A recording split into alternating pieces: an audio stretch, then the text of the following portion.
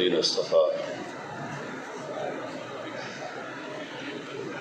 أما بعد فأعوذ بالله من الشيطان الرجيم. بسم الله الرحمن الرحيم. ومن أحسن قولا ممن دعا إلى الله وعمل صالحا وقال إنني من المسلمين. ولا تستوي الحسنة ولا السيئة ادفع بالتي هي أحسن فإذا الذي بينك وبينه عداوة كأنه ولي حميم. وما يلقاها إلا الذين صبروا وما يلقاها إلا ذو حظ عظيم. وقال تعالى قل هذه سبيلي أدعو إلى الله على بصيرة أنا ومن اتبعني وسبحان الله وما أنا من المشركين. وقال تعالى والذين جاهدوا فينا لنهدينهم سبلنا وإن الله لمع المحسنين. صدق الله العظيم.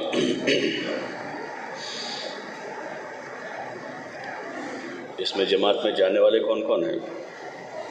جو بھی جماعتوں میں جا رہے ہیں 4 مہینے میں چلے میں، ذرا ہاتھ اوپر کرو. کھڑے ہو جاؤ آپ لوگ اپنی جگہ. جماعت میں جانے والے کھڑے ہو جاؤ.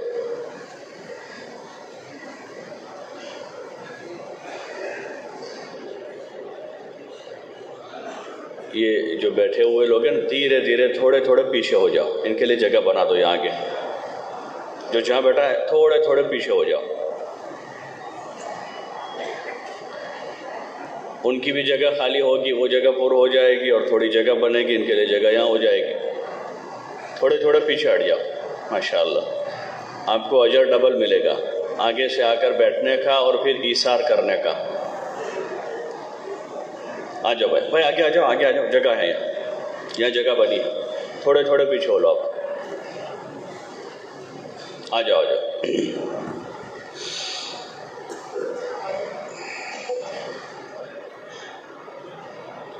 آ جاؤ آپ لوگ تھوڑے پیچھے ہو. ان کے لیے جگہ نہیں. آ جاؤ.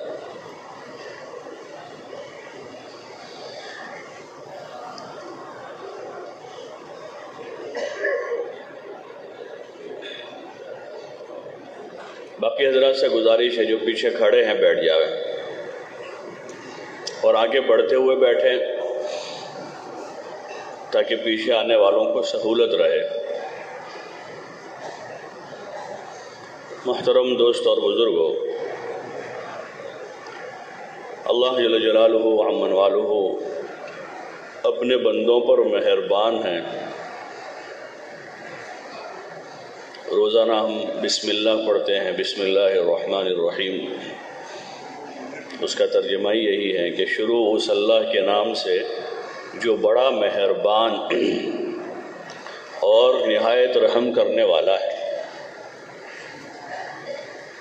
یہ اللہ پاک کی بہت بڑی صفت ہے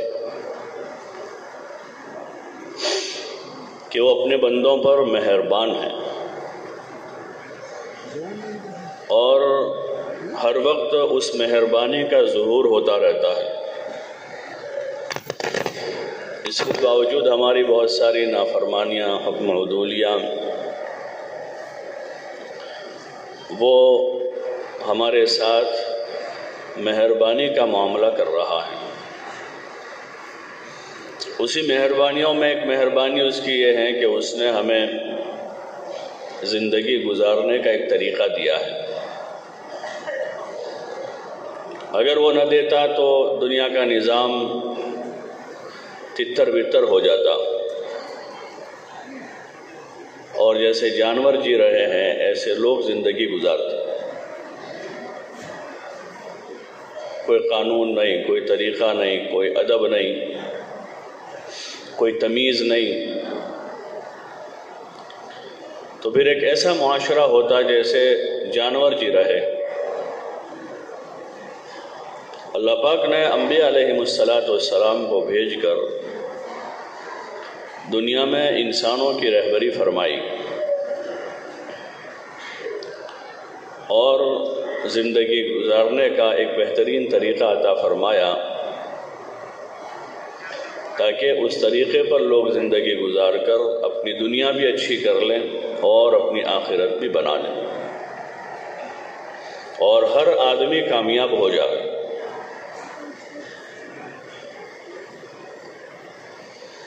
حضور علیہ السلام کو اللہ پاک نے خاتم النبیین والمرسلین بنا کر بھیجا، اور آپ علیہ السلام کے ذریعے سے زندگی گزارنے کا جو طریقہ انسانیت کو عطا فرمایا ہے اس کو اسلام کہتے ہیں۔ ہم بارہا سنتے ہیں کہ بھئی دین میں کامیابی ہے، دین میں کامیابی ہے۔ دین طریقے کا نام، اور خاص کر زندگی گزارنے کا وہ طریقہ جس کو حضور علیہ السلام لے کر آئے، اس لیے کہ اگلے دین اب منسوخ ہو چکے۔ حضرت عیسیٰ علیہ السلام جو آپ سے پہلے تھے، اور حضرت موسیٰ علیہ السلام جو ان سے بھی پہلے تھے، ایسے اور جتنے انبیاء علیہ السلام اللہ کے وہاں سے جو طریقے لے کر آئے تھے وہ حضور علیہ السلام کی ختم نبوت پر سب منسوخ ہو گیا، اور اب قیامت تک آنے والے انسانوں کی کامیابی کا راز صرف اور صرف اسلام میں ہے۔ اسلام کے علاوہ اور کوئی طریقہ اللہ کے وہاں قابل قبول نہیں ہے۔ اسی لیے حضور علیہ السلام نے ایک موقع پر فرمایا کہ اگر حضرت موسیٰ علیہ السلام بھی زندہ ہوتے تو وہ اب میرا اتباع کرتے، اور قرب قیامت میں حضرت عیسیٰ علیہ السلام نازل ہوں گے، آسمان سے اتریں گے، ان کو اللہ پاک نے زندہ آسمان پر اٹھا لیا ہے، اور قیامت کے قریب اتریں گے تو وہ بھی حضور علیہ السلام کا اتباع کریں گے، حالانکہ خود صاحب شریعت نبی ہیں، لیکن اب حضور علیہ السلام کا اتباع کریں گے۔ اب کامیابی کا راز صرف اسی میں کہ اسلام پر زندگی گزاری جائے۔ یہ جو تبلیغ کا کام ہے اس کی بنیاد ہی یہی ہے کہ ہر فرد امت دین پر چلنے کی مشق کرے، اس لیے کہ دین بھی مشق چاہتا ہے، خالی لٹریچر نہیں ہے، خالی لکھی ہوئی کتاب نہیں ہے، ایک عملی زندگی ہے۔ اللہ تعالیٰ نے بھی صرف کتاب نہیں اتار دی، بلکہ اس کتاب کو 23 سال کے عرصے میں دھیرے دھیرے نازل کیا۔ قرآن 23 سال میں آسمانی دنیا سے زمین پر آیا ہے۔ لوح محفوظ سے آسمانی دنیا پر لیلۃ القدر میں اللہ پاک نے پورا ایک ساتھ اتارا، شب قدر میں، اور پھر وہاں سے 23 سال کے عرصے میں دھیرے دھیرے حضور صلی اللہ علیہ وسلم پر نازل کیا، اور حضور علیہ السلام نے اپنے عمل سے امت کو ایک ایک بات سمجھائی، اور صحابہ کی ایک جماعت تیار کی، عملی نمونے تیار کیے تاکہ بعد والوں کو بھی دین سمجھنا آسان ہو جائے۔ تو یہ ایک عملی کتاب ہے، خالی زبانی جمع خرچ نہیں ہے، اور کوئی بھی عملی چیز ہے وہ مشق چاہتی ہے۔ گاڑی چلانا وہ عملی چیز ہے، اس کے لیے مشق کی ضرورت رہتی ہے۔ ایک آدمی سیدھا ڈرائیونگ سیٹ پر بیٹھ کر گاڑی نہیں چلا سکتا جب تک کہ اس نے چلانے کی مشق نہ کی ہو۔ سائیکل چلانا بھی عملی چیز ہے۔ ایسے جتنے عملی کام ہیں، پریکٹیکل جس کو کہتے ہیں، اس کی پریکٹیکل مشق کے بغیر آدمی اس کو نہیں کر سکتا۔ جیسے نماز پڑھنا ایک عملی چیز ہے، تو بچپن میں گھر میں ماں باپ کو دیکھ دیکھ کر تھوڑا سیکھا، پھر مکتب میں گئے تو وہاں کھڑے کیے کہ ہاتھ اس طرح باندھو، اس طرح کھڑے رہو، اس طرح یہاں ہاتھ باندھو، اس طرح رکوع کرو، اس طرح سجدہ کرو، تو وہ اس کے اعضاء کی عملی مشق کرتے کرتے آج ہم نماز پڑھتے ہیں۔ ایسے جتنی بھی چیزیں اس نوعیت کی ہیں اس کی مشق کی ضرورت پڑتی ہے۔ ایسے ایمان جو ہے، ایمان وہ بھی عملی چیز ہے، اس کا اصل تعلق دل سے ہے، دل کے یقین اور عقیدے سے، لیکن 24 گھنٹے کی زندگی میں بہت سی مرتبہ اس کو پریکٹیکل عملاً برتنا پڑتا ہے۔ اگر آدمی نے عملاً سیکھا ہوا ہے ایمان کو اچھی طرح سے، تو وہ آدمی اپنے ایمان پر قائم رہے گا. اور اگر عملاً سیکھا ہوا نہیں، خالی زبان کا بول سیکھا ہے لا الہ الا اللہ محمد الرسول اللہ، تو آدمی اچھی طرح سے پڑھ لے گا لیکن ایمان کے تقاضے پورے نہیں کر سکے گا، وقت پر سچ نہیں بول سکے گا، وقت پر اپنے نظر کی حفاظت نہیں کر سکے گا، وقت پر حرام سے نہیں بچ پائے گا، کیونکہ عملاً ایمان نہیں سیکھا ہے. یہ جو صحابہ کے بارے میں ہم بارہا سنتے کہ سال تک انہوں نے اپنے ایمان پر محنت کی اور ایمان کو سیکھا، وہ یہی تھا کہ مکے کی زندگی میں انہوں نے ایمان کی خاطر مشقتیں برداشت کی اور ایمان کو عملاً سیکھا اور اپنے ایمان کی حفاظت کی اور ایسا ایمان بنایا کہ اللہ کا آنے والا ہر حکم ان کے لیے آسان ہو گیا. نماز کا حکم آیا تو نماز آسان ہو گئی، روزوں کا حکم آیا تو روزے آسان ہو گئی، زکوٰۃ کا حکم آیا تو زکوٰۃ دینا آسان ہو گیا، حج کرنے کا حکم آیا تو مسلمان کے لیے حج کرنا آسان ہو گیا، جھوٹ سے بچنے کا حکم آیا تو جھوٹ سے بچنا آسان ہو گیا، سود چھوڑنے کا حکم آیا تو سود چھوڑنا آسان ہو گیا، اور شراب چھوڑنے کا حکم آیا تو شراب چھوڑنا آسان ہو گیا. کہ پریکٹیکل ایمان بنا ہوا تھا. تبلیغ کے اس کام سے ہی چاہا جا رہا ہے، اس لیے ہر ایک سے کہا جا رہا ہے کہ نکلیں اللہ کے راستے میں. مشغول آدمی بھی جاوے اور نمازی آدمی بھی جاوے، روزہ رکھنے والا بھی نکلیں، قرآن پڑھنے والا بھی نکلیں، اور قرآن کے ان مضامین کو اور قرآن کی ان آیات کو اپنی عملی زندگی میں عملاً داخل کرنے کی کوشش کریں. اس لیے اس راستے میں نکل کر سراسر مشق کرنی ہوتی ہے. ایمان کی مشق ہے، نماز کی مشق ہے، علم کی مشق ہے، ذکر کی مشق ہے، اکرام اور اخلاق کی مشق ہے، اخلاص کی مشق کرنی ہے، اور ایسے جان و مال اللہ کی امانت سمجھ کر اس کو اللہ کے نام پر لگانے کی مشق کرنی ہوتی ہے کہ آدمی وہاں نکل کر مشق کرے. اصل تو آدمی اپنے مقام پر زیادہ رہے گا، اپنے بیوی بچوں کے ساتھ گھر بار میں، اپنے کاروبار میں، ایک معاشرے کا فرد بن کر زندگی گزارے گا، لیکن وہ زندگی صحیح ہو جاوے اس کے لیے راہ خدا کی نقل و حرکت ہے، اس کے لیے نکالا جاتا ہے. یہ اجتماع کا یہی موضوع ہے کہ وہ فکریں اجاگر ہو جاوے اور ہر فرد امت میں دین پر چلنے کا شوق پیدا ہو جائے. اس وقت ہم اپنا شوق اپنے دل سے پوچھیں کہ اپنا شوق کیا ہے.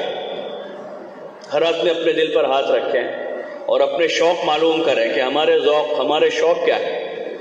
کسی کا کھانے پینے کا ہے، کسی کا سیر و تفریح کا ہے. اب تھوڑی عمر ہوئی تو کسی کو کمانے کا شوق لگا ہے، کسی کو گھر بنانے کا شوق لگا ہے، کسی کو گھومنے پھرنے کا شوق لگا ہے، کسی کو اپنی چاہتیں پوری کرنے کا شوق لگا ہے، کسی کو دوستوں کی محفلیں سجانے کا شوق لگا ہے. اور یہ سارے ذوق ہمارے نہیں ہیں. بحیثیت مسلمان ہونے کے ہر مسلمان کا یہ ذوق اور شوق بنے کہ میں اللہ کی زمین پر اللہ کا بندہ بن کے زندگی گزاروں، میں اللہ کی زمین پر حضور علیہ السلام کا نمائندہ بن کر زندگی گزاروں، اور ہمارا شوق، ہماری رغبت جو ہے وہ اللہ کو راضی کرنا ہو جاوے کہ اللہ ہم سے راضی ہو جاوے. ہمارا ذوق آخرت بن جاوے، ہمارا ذوق آخرت بن جاوے، جنت بن جاوے. یہ اصل ذوق پیدا کرنے کی چیزیں ہیں. لیکن جس ماحول میں ہم جی رہے ہیں اس ماحول میں یہی دیکھتے ہیں صبح شام.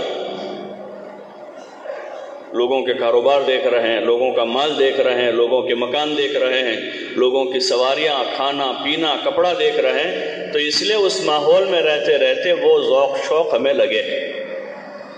باقی بحیثیت ایک مسلمان ہونے کے، جیسے صحابہ رضی اللہ تعالیٰ عنہم اجمعین کے ان کے مختلف افراد میں ان کے ذوق اور شوق کیا تھے. حضرت عمر رضی اللہ عنہ نے کہا تھا نا حضرت خالد کی وفات پر کہ خالد ایسے آدمی ہیں کہ صرف ان کا اندر کا جذبہ اور ان کی امیدیں، ان کی تمنا، ان کے ارمان یہ تھے کہ دنیا میں حق زندہ ہو جاوے اور باطل دنیا سے ختم ہو جائے۔ خالد ایسا آدمی تھا رضی اللہ عنہ کہ ان کے اندر کا ذوق شوق یہ تھا کہ دنیا میں حق کا بول بالا ہو جائے اور باطل کا منہ کالا ہو جائے، یہی ذوق ہے۔ وہ ایک صحابی کہہ رہے ہیں کہ اللہ زندگی سے محبت ہے، زندگی سے محبت ہے، لیکن اس لیے محبت نہیں ہے کہ میں باغات لگاؤں اور نہریں کھودوں یعنی کاروبار کروں، بلکہ زندگی سے محبت اس لیے ہے کہ سخت گرمیوں کے دنوں میں اللہ کے لیے روزے رکھوں، اس لیے زندگی چاہتا ہوں، زندگی اس کے لیے چاہتا ہوں۔ یہ ان کے اندر کے ذوق ہیں، یہ اندر کے شوق ہیں کہ جس آخرت کی طرف سفر کرنا ہے وہ آخرت اور وہ منزل سامنے ہے، منزل وہ سامنے ہے۔ صحابہ کے وہ واقعات اس میں حضور علیہ السلام کی منشا کے خلاف، کہ آپ علیہ السلام کی منشا کے خلاف کوئی کام کرنا گوارا نہیں کرتے تھے۔ ایک موقع پر آپ علیہ السلام جا رہے ہیں اور دیکھا کہ کسی نے 2 منزلہ مکان بنایا ہوا ہے اس زمانے کے۔ حضور نے پوچھا ہے خالی کہ کس کا ہے یہ؟ آگے اور کوئی ارشاد نہیں فرمایا، لیکن خالی اتنا پوچھا، جب ان کو پتا چلا تو انہوں نے اپنا پورا مکان گرا دیا کہ شاید حضور کی منشا کے خلاف ہے، کہ آپ کی یہ منشا نہیں ہے۔ کہ مسلمان کا ذوق کیا ہو کہ جو اللہ کی مرضی وہ ہمارا ذوق ہے، جو حضور علیہ السلام کا طریقہ ہے وہ ہمارا شوق ہے، آخرت ہماری منزل ہے، یہاں ہمارے لیے کوئی جائے قرار نہیں ہے دنیا میں۔ آدمی 1000 کوششیں کر لے دنیا میں اپنے عمر سے ایک دن زیادہ نہیں رکے گا اور اپنے لقمے سے ایک دانہ زیادہ نہیں کھا سکے گا جو اس کی مقدر کی روزی ہے۔ تو پھر یہ ہماری منزل نہیں ہے، ہماری منزل کوئی اور ہے۔ اس لیے راہ خدا میں نکالا جاتا ہے کہ مسجد اپنے گھر چھوڑ کر دور دراز جا کر مسجد کی 4 دیواری میں دعوت کے جو اعمال ہیں، دعوت، تعلیم، ذکر و عبادت اور خدمت، ان اعمال کو پوری یکسوئی کے ساتھ اور پورے اخلاص کے ساتھ قائم کر کے اپنا ذوق بدل دیں، اپنا شوق بدل دیں، اپنے جذبات بدل دیں، اپنا ہدف بدل دیں، اس کی ایک عملی مشق ہے۔ اس لیے راہ خدا میں نکالا جا رہا ہے۔ اس وقت تقریباً 40 جماعتیں چلنے کی ہیں اور ایک جماعت 4 مہینے کی، یہ ہمارے اس جوڑ سے روانہ ہو رہی ہے۔ تو یہ جانے والا ایک مجمع ہے، اور باقی جو حضرات ہیں کہ جو اس وقت نہیں جا رہے ہیں، کچھ لوگ وقت لگا کر آئے ہیں، کچھ بعد رمضان اپنی ترتیب بنانے والے ہیں، تو یہ ہر ایک سے ہماری گزارش ہے کہ ہر ایک اپنے وقت پر اپنا سالانہ وقت لگانے کی خود ہی ترتیب بنائے اور ایک نیت کے ساتھ کام کرنا ہے۔ مومن کا کوئی کام بغیر نیت کے نہیں ہوتا، اس لیے کہ عمل کا دار و مدار نیت پر ہے۔ انما الاعمال بالنیات وانما لکل امرئ ما نوى، کہ اعمال کا دار و مدار نیتوں پر ہیں اور آدمی کو اس کی نیت پر ملے گا، کہ جو نیت ہوگی وہ ملے گا۔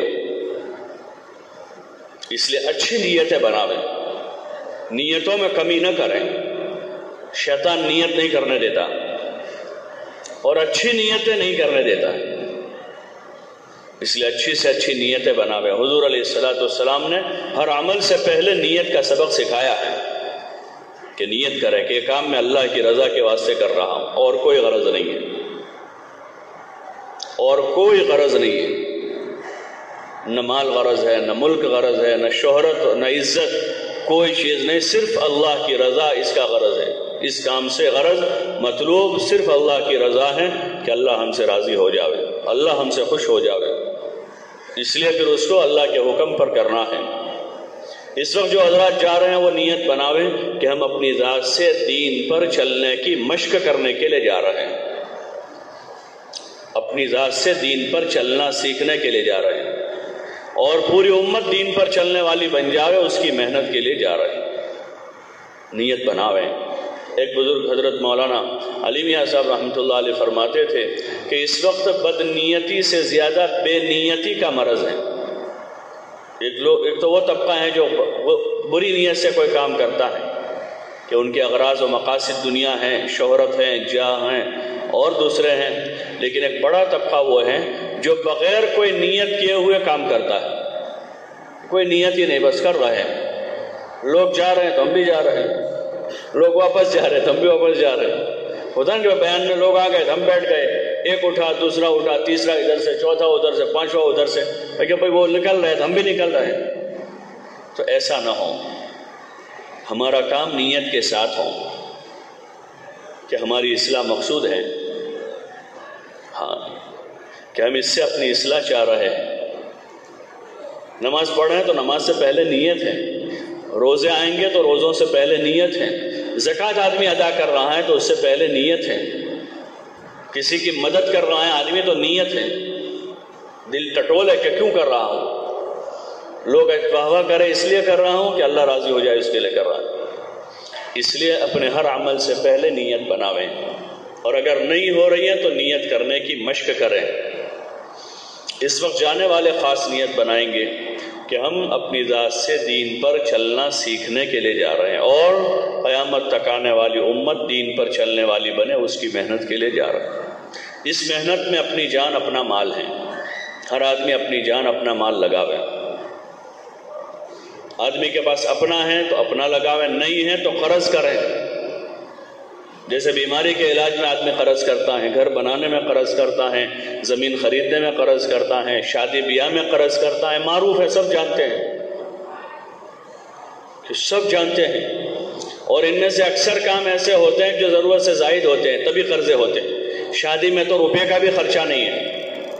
اسلامی طرز پر اگر آدمی شادی کرتا ہے تو 4 آنے کا خرچہ نہیں ہے، مہر کے پیسے نہیں ہیں تو ادھار کر لیں، لیکن قرضہ بھی کرنے کی ضرورت نہیں ہوتی، جب آوے دے دے مہر۔ ضروریات زندگی میں تو بغیر قرضے کے ہو سکتا ہے، لیکن دین سیکھنا یہ ہر آدمی کے ذمے ذاتی طور پر فرض ہے کہ اپنا دین سیکھے ہو۔ نہیں آدمی کے پاس تو قرض لیں، قرض حسنہ لے لیں اور آنے کے بعد اس کو ادا کریں۔ قرض لینے والا اگر اس کی نیت صحیح ہے تو اللہ پاک اس کو اس کا قرضہ ادا کرنے سے پہلے موت نہیں دے گا، اس کا قرضہ ادا کروا دے گا۔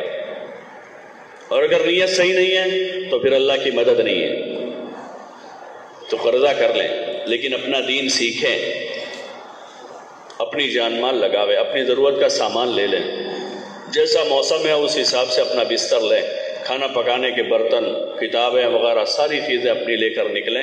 دعا کے بعد جماعتیں بیٹھے گی، ایک جماعت میں کسی ایک آدمی کو ذمہ دار طے کریں، لیکن آپس کے مشورے سے ذمہ دار بنا، کوئی آدمی خود ہی ذمہ دار نہ بن جائے، اللہ کی مدد اس آدمی کے ساتھ نہیں جو خود ذمہ دار بن جائے، بلکہ آپس کے مشاورت سے کسی کو ذمہ دار طے کرے،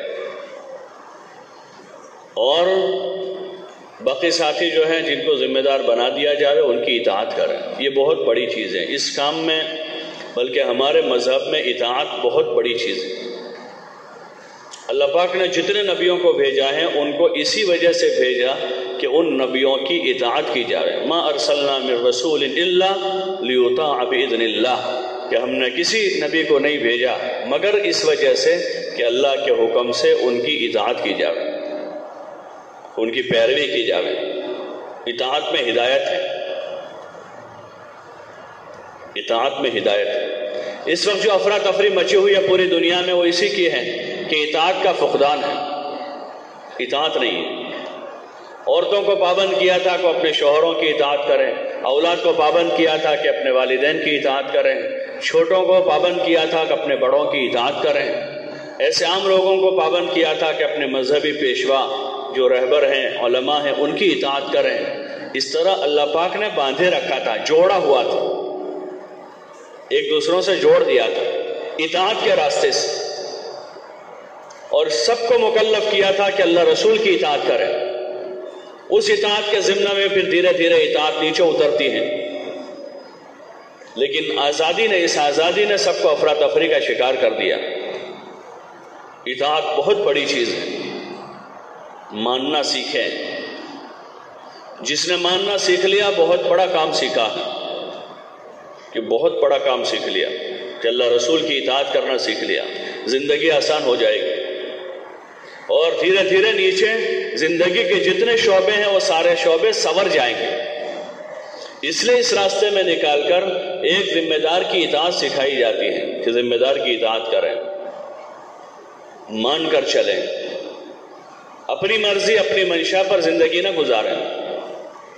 اگر یہ سیکھ لیا تو پوری زندگی آسان ہے، ساری لڑائیاں ختم ہو جائے گی۔ ابھی جتنا فساد ہے معاشرے میں اسی کا ہے۔ شوہر کہہ رہا ہے میں جو کہوں وہ کرے، بیوی کہہ رہی ہے کہ میں جو کہوں ویسے کرے، بچے کہہ رہے ہیں کہ ہم جو کریں ویسے تم کرو، لڑکی والے لڑکے والوں کو کہ ہم جیسے کہہ رہے ہیں ویسے تم کرو، اور لڑکے والے کہہ رہے ہیں کہ ہم جو کہیں وہ تم کرو، تو کچھ بھی نہیں ہوتا ہے۔ اور اگر سارے یہ کہہ دیں بھائی چلو بھائی تم جیسے کہو ویسے ہم کر لیں تو مسئلہ ہی حل ہو جاتا ہے۔ ہاں یہ ہے کہ اللہ کی ناراضگی میں کسی کی اطاعت جائز نہیں ہے۔ لا طاعت لمخلوق فی معصیت الخالق، کہ اللہ کی نافرمانی میں کسی مخلوق کی اطاعت جائز نہیں ہے۔ بیوی کو شوہر کی اطاعت جائز نہیں، اور اولاد کو ماں باپ کی اطاعت جائز نہیں جہاں وہ نافرمانی کا حکم کرے۔ اس راستے میں اطاعت کی مشق ہے کہ اپنے ذمہ دار کی مان کر چلیں، اطاعت کے ساتھ سفر کریں۔ ہاں یہاں سے دعائیں پڑھتے ہوئے اور آپس میں ایک دوسروں کی خدمت کرتے ہوئے سفر کریں۔ اس راستے میں جو بنیادی 4 کام ہیں، دعوت، تعلیم و تعلم، ذکر و عبادت اور خدمت، یہ حضرات انبیاء علیہ السلام کی محنت اور ان کے کاموں کا خلاصہ اور نچوڑ ہے۔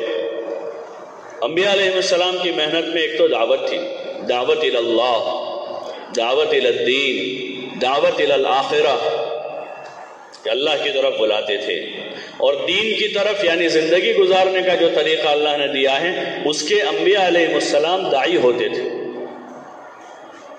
اور آخرت کے داعی ہوتے تھے۔ ہماری دعوت میں بھی یہی ساری چیزیں ہیں۔ سفر سے ہی اپنا کام شروع کر دیں، انتظاماً جو ضروریات ہے لے لی۔ اب مقصد ہمارا جو ہے، مقصد وہ کام ہے، سفر مقصد نہیں ہے، وہ انتظامی چیز ہے، منزل تک پہنچنے کا ایک وسیلہ ہے۔ مقصد ہمارا کام ہے تو ابتدا سے اپنا کام شروع کرتے ہیں، دعوت دیں، ایک دوسروں سے بات کریں، اور مسافر مسلمان مل جائے تو ان سے بات کریں، موقع دیکھ کر، جتنا موقع ہے جیسا موقع ہے مسافروں سے بات کریں، ریلوے اسٹیشن پر، بس اسٹینڈ پر، پبلک اسٹینڈ پر، ایئرپورٹ پر، یا اور کسی جگہ ٹھہرے ہوئے ہم تو وہاں پر ادب سے سلیقے سے ایک جگہ ٹھہرے، اپنا سامان ایک جگہ لگا دے اور سارے ساتھی اس کے ارد گرد بیٹھ جاوے۔ بیٹھنے کا موقع نہیں تو کھڑے رہے، دوڑ بھاگ نہ کریں، چیخیں چلاوے نہیں۔ سفر، ہمارا سفر بہت بڑی دعوت ہے، بہت بڑی دعوت ہے۔ ہم نماز مسجد میں پڑھتے ہیں، زکوٰۃ آپس میں ہے، حج بیت اللہ پر جا کر ہوتا ہے، لیکن ہمارا سفر، ہمارے معاشرت اور ہمارے جو معاملات ہیں وہ برادران وطن کے لیے دعوت ہے، اسلام پیش کرنے کا ایک ذریعہ ہے۔ ہم اپنا مذہب پیش کر سکتے، دیکھو یہ اسلام کی تعلیم ہے، ادب سے رہنا، سلیقے سے چلنا اور وقار کے ساتھ رہنا، یہ ہمارا مذہب۔ تو ہم اپنا سفر جو ہے پورے عالم کے انسانوں کی ہدایت کی نیت سے سفر کریں، اور ایسے کام بھی اس سفر میں کریں کہ جو انسانوں کی ہدایت کا ذریعہ بن جائے، کہ جو لوگ، جس کو دیکھ کر لوگ متاثر ہیں، ہمارے اخلاق دیکھ کر، ہماری خدمت دیکھ کر، ہمارا ادب دیکھ کر، ہمارا سلیقہ دیکھ کر، ہمارا طریقہ دیکھ کر۔ اس لیے سفر میں سکون اطمینان سے رہیں، اور موقع دیکھ کر پھر آپس میں کچھ سیکھیں، سکھاویں۔ کوئی سورہ فاتحہ سیکھ رہا ہے، کوئی تحیات سیکھ رہا ہے، کوئی دعائے قنوت سیکھ رہا ہے، کوئی نماز کے فرائض سیکھ رہا ہے، کوئی نماز کے واجبات سیکھ رہا ہے، کوئی سفر کی دعا سیکھ رہا ہے۔ الاہم فالاہم، کلمہ یاد نہیں، سب سے پہلے وہ کلمہ سیکھیں، کلمہ صحیح ہوا آپ نماز سیکھیں، اور نماز میں جو چیزیں فرض ہیں پہلے وہ سیکھ لیں۔ قرآن کا پڑھنا جو ہے فرض ہے نماز میں، تو قرآن کی صورتیں سیکھیں۔ التحیات، دعائے قنوت واجب ہیں تو وہ سیکھیں۔ ایسے دھیرے دھیرے دھیرے پوری نماز سیکھنی۔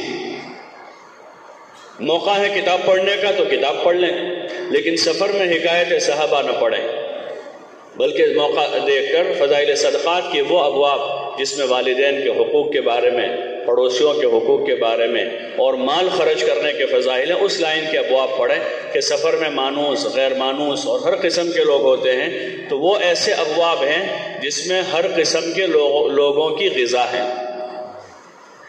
تعلیم کریں اور اپنی نمازوں کی پابندی کریں۔ سفر میں نماز قضا نہ کریں۔ سفر میں نماز قصر ہوتی ہے۔ جب مسافت شرعی کا سفر ہو، تقریباً 80 کلومیٹر کے قریب کا سفر ہے، تو اس میں سفر میں نماز قصر ہو جاتی ہے۔ عصر، ظہر، عصر اور عشاء بجائے 4 کے 2 رکعت پڑھنی ہے، اور عشاء کی 3 رکعت وتر واجب ہے، وہ بھی پڑھنی ہے، اور فجر کی 2 سنتوں کی بڑی تاکید آئی ہے حدیثوں میں، اس لیے فجر کی 2 سنت سفر میں ضرور پڑھنی اور اس کے ساتھ 2 فرض۔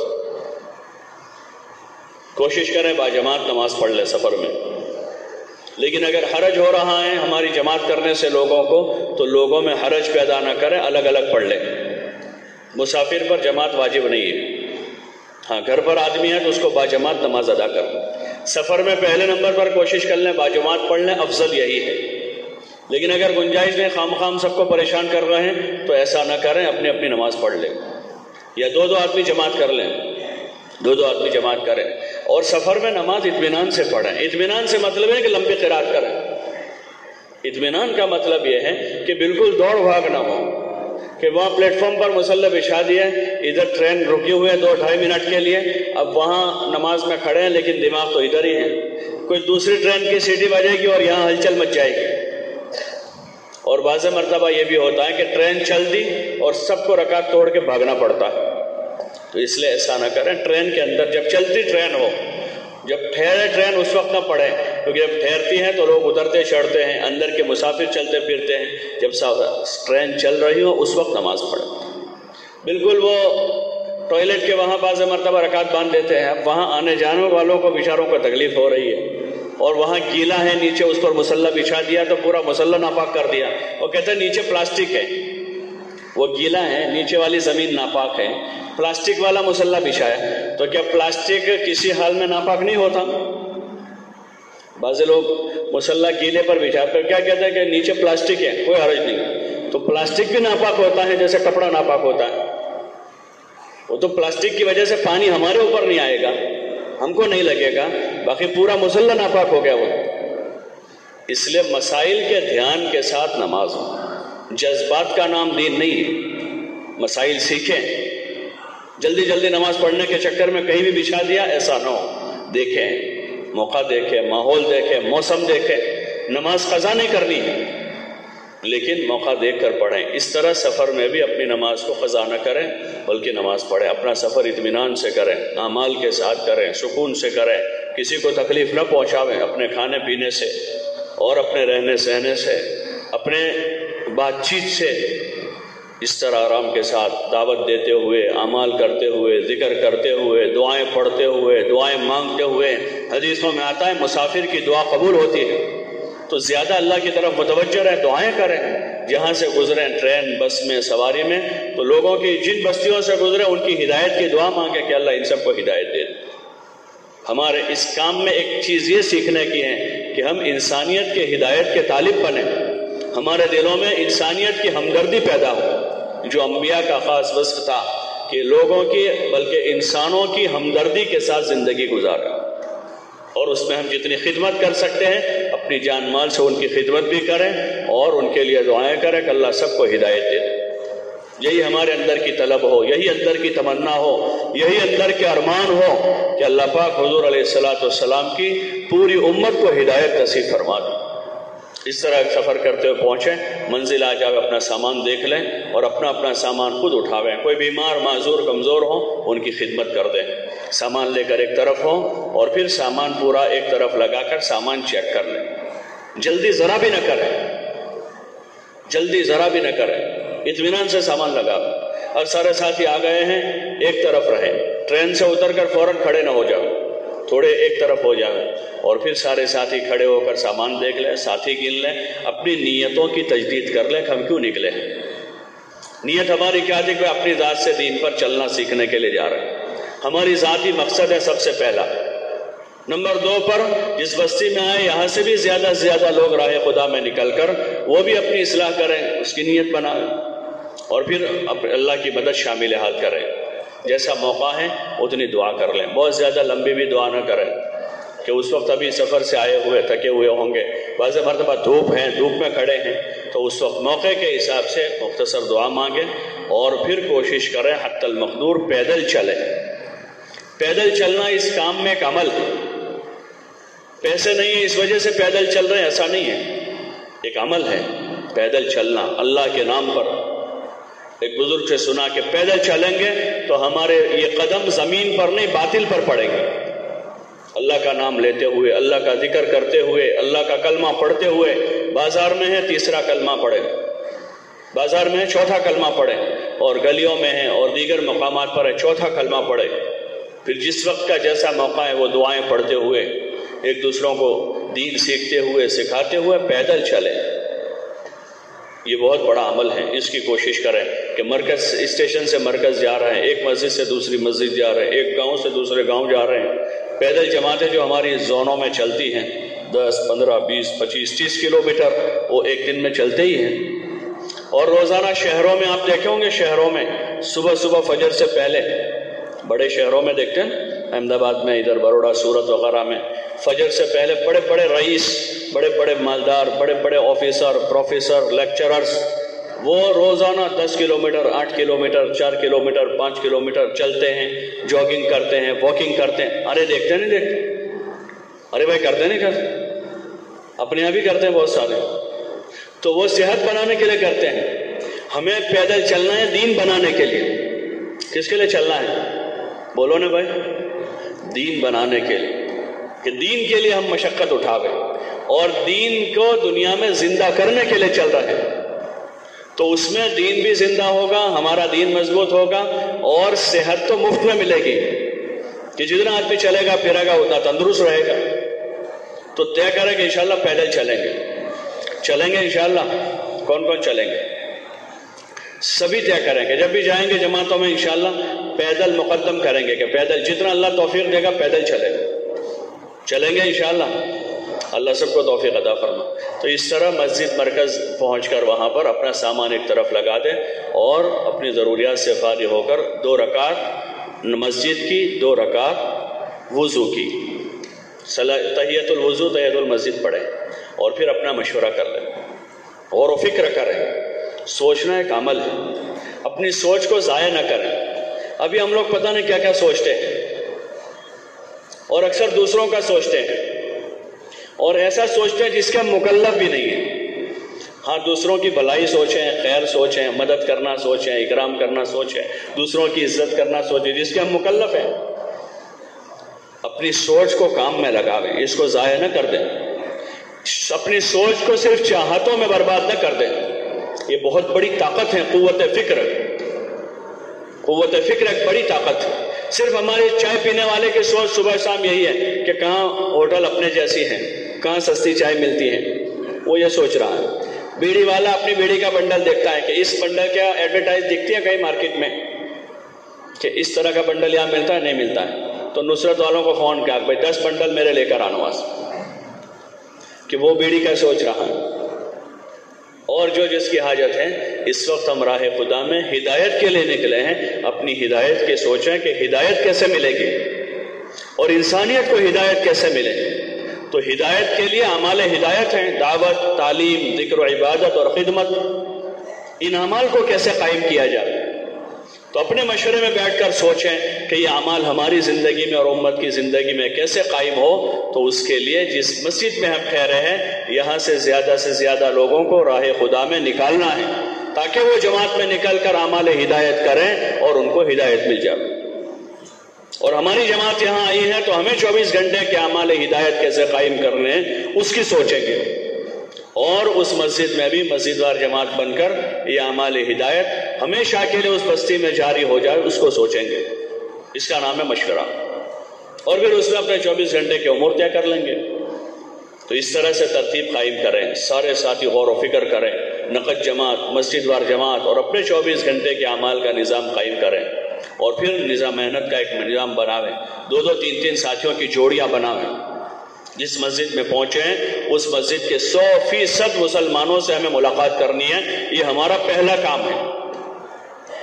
اس بستی میں رہ کر جو جماعت کے ذمہ کام ہیں وہ ایک کام یہ ہے کہ اس مسجد کے اطراف میں 200 300 400 مکان ہیں، اس میں 400 500 600 بالغ مرد ہیں، تو ان سب سے ہمیں ملاقات کرنی ہے، سب سے ہمیں ملنا ہے، ان کے گھر جا کر ایک ایک سے، بھائی ادھر رہے، وہ بھی اپنے جیسے ہی انسان ہے سب،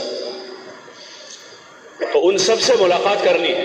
اس کے لیے 2 2 3 3 کی جوڑی بنا لیں، اور جتنا فارغ وقت ہے ہمارے پاس، مشغولی کا وقت کون سا ہمارا ہے کہ 2 وقت کی تعلیم کا وقت، شام کا گشت کا وقت، رات میں آرام کا وقت، 2 وقت ہمارے کھانے کا وقت، یہ ہماری مصروفیت کا وقت۔ اس کے علاوہ ہمارا پورا وقت بچا ہوا ہے، گشت، تعلیم، آرام، کھانے کے علاوہ جو ہمارا وقت ہے وہ سارا وقت ہمارا لوگوں سے ملاقاتوں میں لگے، اس میں زیادہ سے زیادہ وقت 2 2 3 3 کی جوڑیاں بنا کر پھریں چاہے لوگوں میں۔ اتنا کام ہے کہ آپ کو 24 گھنٹے فرصت نہیں ملے گی۔ دنیا میں اگر سب سے زیادہ کام کسی کے پاس ہو تو تبلیغ والوں کے پاس،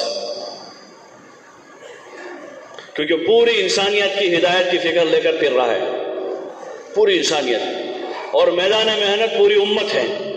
جس بستی میں جاوے 2 دن 3 دن رہنا ہے اور 400 500 لوگوں سے ملنا ہے 3 دن میں 4 دن میں 10 12 آدمیوں کو، اتنا کام ہے کسی کے پاس؟ بولو نا بھائی کہ اتنا سارا کام ہے، لیکن وہ اس جماعت کے لیے جو کام کرنا چاہے، ورنہ سب سے زیادہ فرصت بھی تبلیغ والوں کے پاس ہے کہ بستر اٹھا کے جماعت میں چلے جاؤ، مسجد میں بستر رکھ دو، اب کوئی کام نہیں ہے، نہ کاروبار کرنا ہے، نہ بیوی ہے، نہ بچے ہیں، نہ خاندان ہے، نہ کنبہ قبیلہ ہے، کوئی نہیں ہے، 2 وقت تعلیم کرنی ہے، کھانا ہے اور سونا ہے۔ تو اس لیے اپنے کون سے والی تبلیغ کرنی ہے؟ بولو نا بھائی، پہلے والی دوسرے والی؟ کہ پہلے والا کام کرنا ہے کہ خوب جم کر محنت کریں گے، ملاقاتیں کریں گے، جو جماعتوں میں جا رہے ہیں وہ وہاں جا کر وہاں کے لوگوں سے ملیں گے، اور جو اس وقت جماعتوں میں نہیں جائیں گے، گھر واپس جائیں گے، وہ اپنی مسجد وار جماعت کے ساتھ مل کر روزانہ کے اپنے 2.5 3 گھنٹے اپنے کاروبار اور اپنے گھر کی مصروفیات کے ساتھ اپنی مسجد کو دیں، اور مسجد وار جماعت کے ساتھ مل کر اپنے محلے کے ایک ایک بالغ مسلمان سے 15 دن میں 1 مرتبہ ضرور ملاقات کریں۔ ہماری اس ملاقات کا موضوع کیا ہے؟ ہم کیوں مل رہے ہیں؟ ان کے پاس ہم کیوں جا رہے ہیں؟ اس میں نیت بنا کر جاوے کہ جس بھائی کے پاس ہم جا رہے ہیں اس کو ہمیں تیار کرنا ہے پورے دین پر چلنے کے لیے اور دین کی محنت کے لیے۔ 2 کام ہیں، صرف 3 دن کے لیے تیار نہیں کرنا ہے، صرف چلے 4 مہینے کے لیے تیار کرنے کے لیے نہیں جا رہے ہیں۔ 2 کام ہے کہ اس بھائی کو پورے دین پر چلنے کی دعوت دینا ہے، اور دوسرا اس بھائی کو دین کی محنت میں شریک ہونے کی دعوت دینا ہے۔ اس کو سیکھنے سمجھنے کے لیے 4 مہینہ چلائیں، اس لیے ہم اپنی نیت ٹھیک کریں۔ ملاقات برائے ملاقات نہیں ہے، ملاقات صرف ملاقات کے لیے نہیں ہے، ورنہ اتنا ہی ہوگا کہ ملاقات ہو گئی، صبح مشورے میں بات آئے گی، ابراہیم بھائی سے، موسیٰ بھائی سے، قاسم بھائی سے، اسماعیل بھائی سے ملاقات ہو گئی، ملاقات ہو گئی، بس ملاقات ہو گئی۔ نیت ہماری کیا ہے کہ اس بھائی کو پورے دین پر چلنے کے لیے تیار کرنا ہے، کہ وہ عقائد، اعمال، عبادات، اخلاق، معاملات، معاشرت، پورا دین ہے، اس پورے دین پر وہ چلنے کے لیے تیار ہو جاوے، اور دین کے لیے راہ خدا میں اپنی جان مال لگانے کے لیے اس کو تیار کرنا ہے۔ یہ ہماری ملاقات کی غرض ہے، اس کے لیے پوری محبت کے ساتھ ملے۔ ہاں، ہمارا یہ کام جو ہے بزرگ حضرات فرماتے ہیں کہ حضرت مولانا الیاس صاحب رحمۃ اللہ علیہ نے معاشرت کے راستے سے اس کام کو چلایا ہے کہ ہر مسلمان کو جا کر اپنائے کہ وہ ہمارا مسلمان بھائی ہے، اس کو اس بات کا احساس دلاوے کہ ہم آپ کے بھائی ہیں اور آپ ہمارے بھائی ہیں۔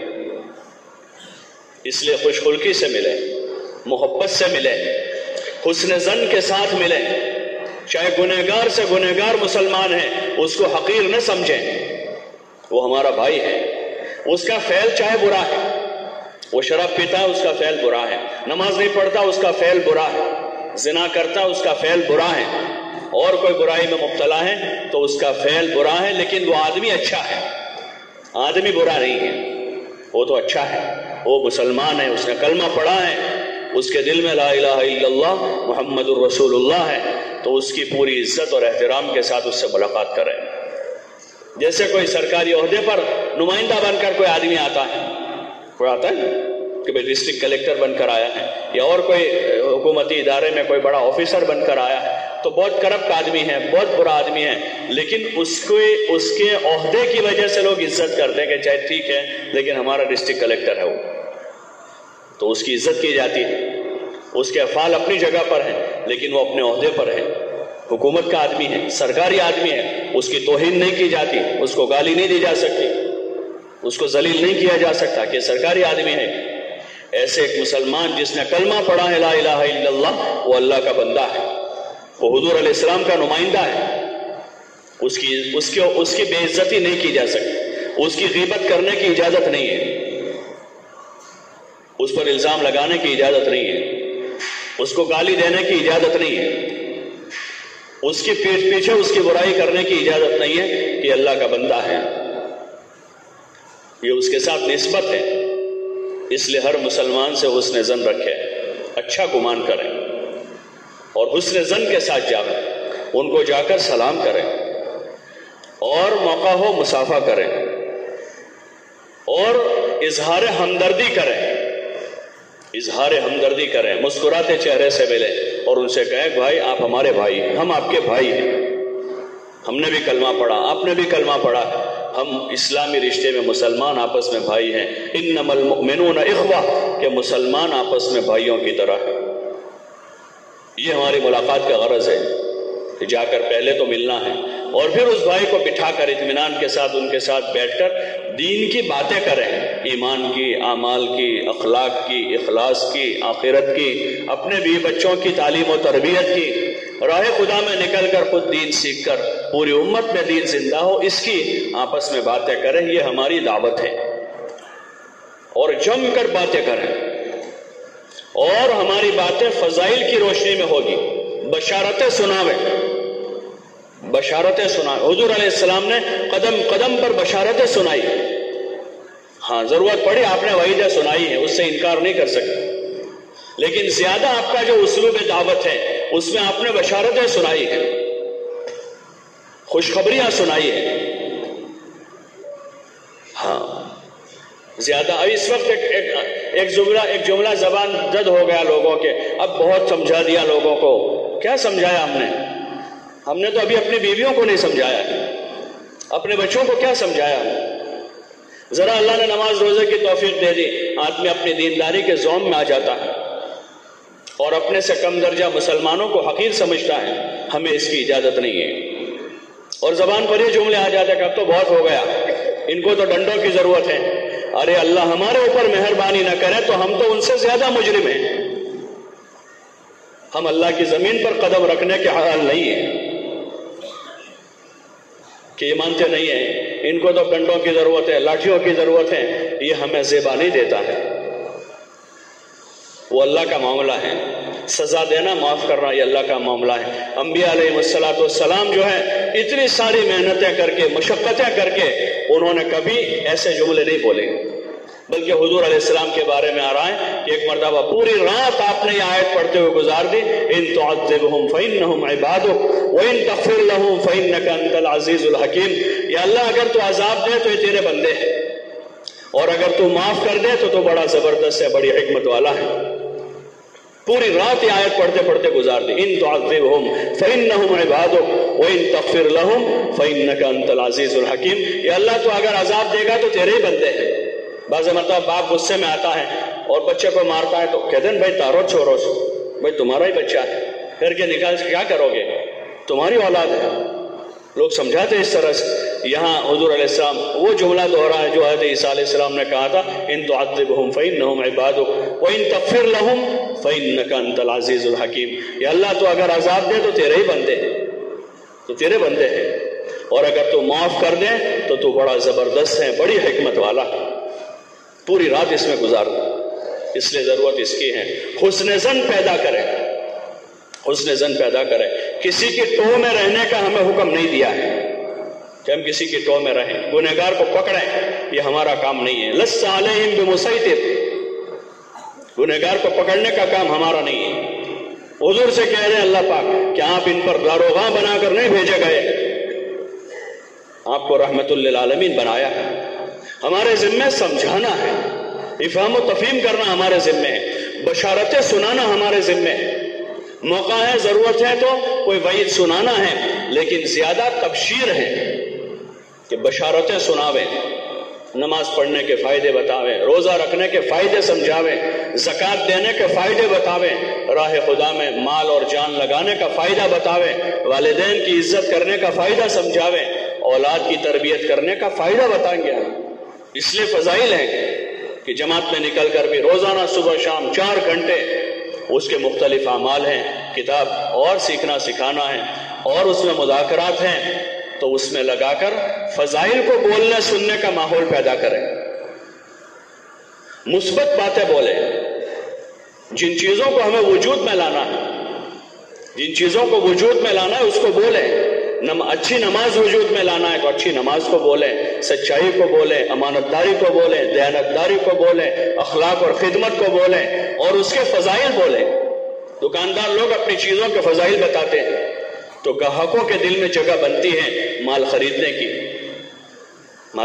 کی جگہ بنتی ہے، وہ فضائل بتاتے ہیں۔ جتنے بھی دکاندار ہیں وہ گاہکوں کو گالیاں نہیں دیتے، گاہکوں سے بدظن نہیں ہوتے، بلکہ ان کو مال بتاتے ہیں، یہ بھی دیکھ لو بھائی، یہ بھی دیکھ لو، یہ بھی دیکھ لو، دیکھنے کے پیسے نہیں ہے، کوئی ٹینشن نہیں ہے، کوئی پرواہ نہیں، دیکھو آپ پیسے نہیں ہے کل دے جانا، لے لو۔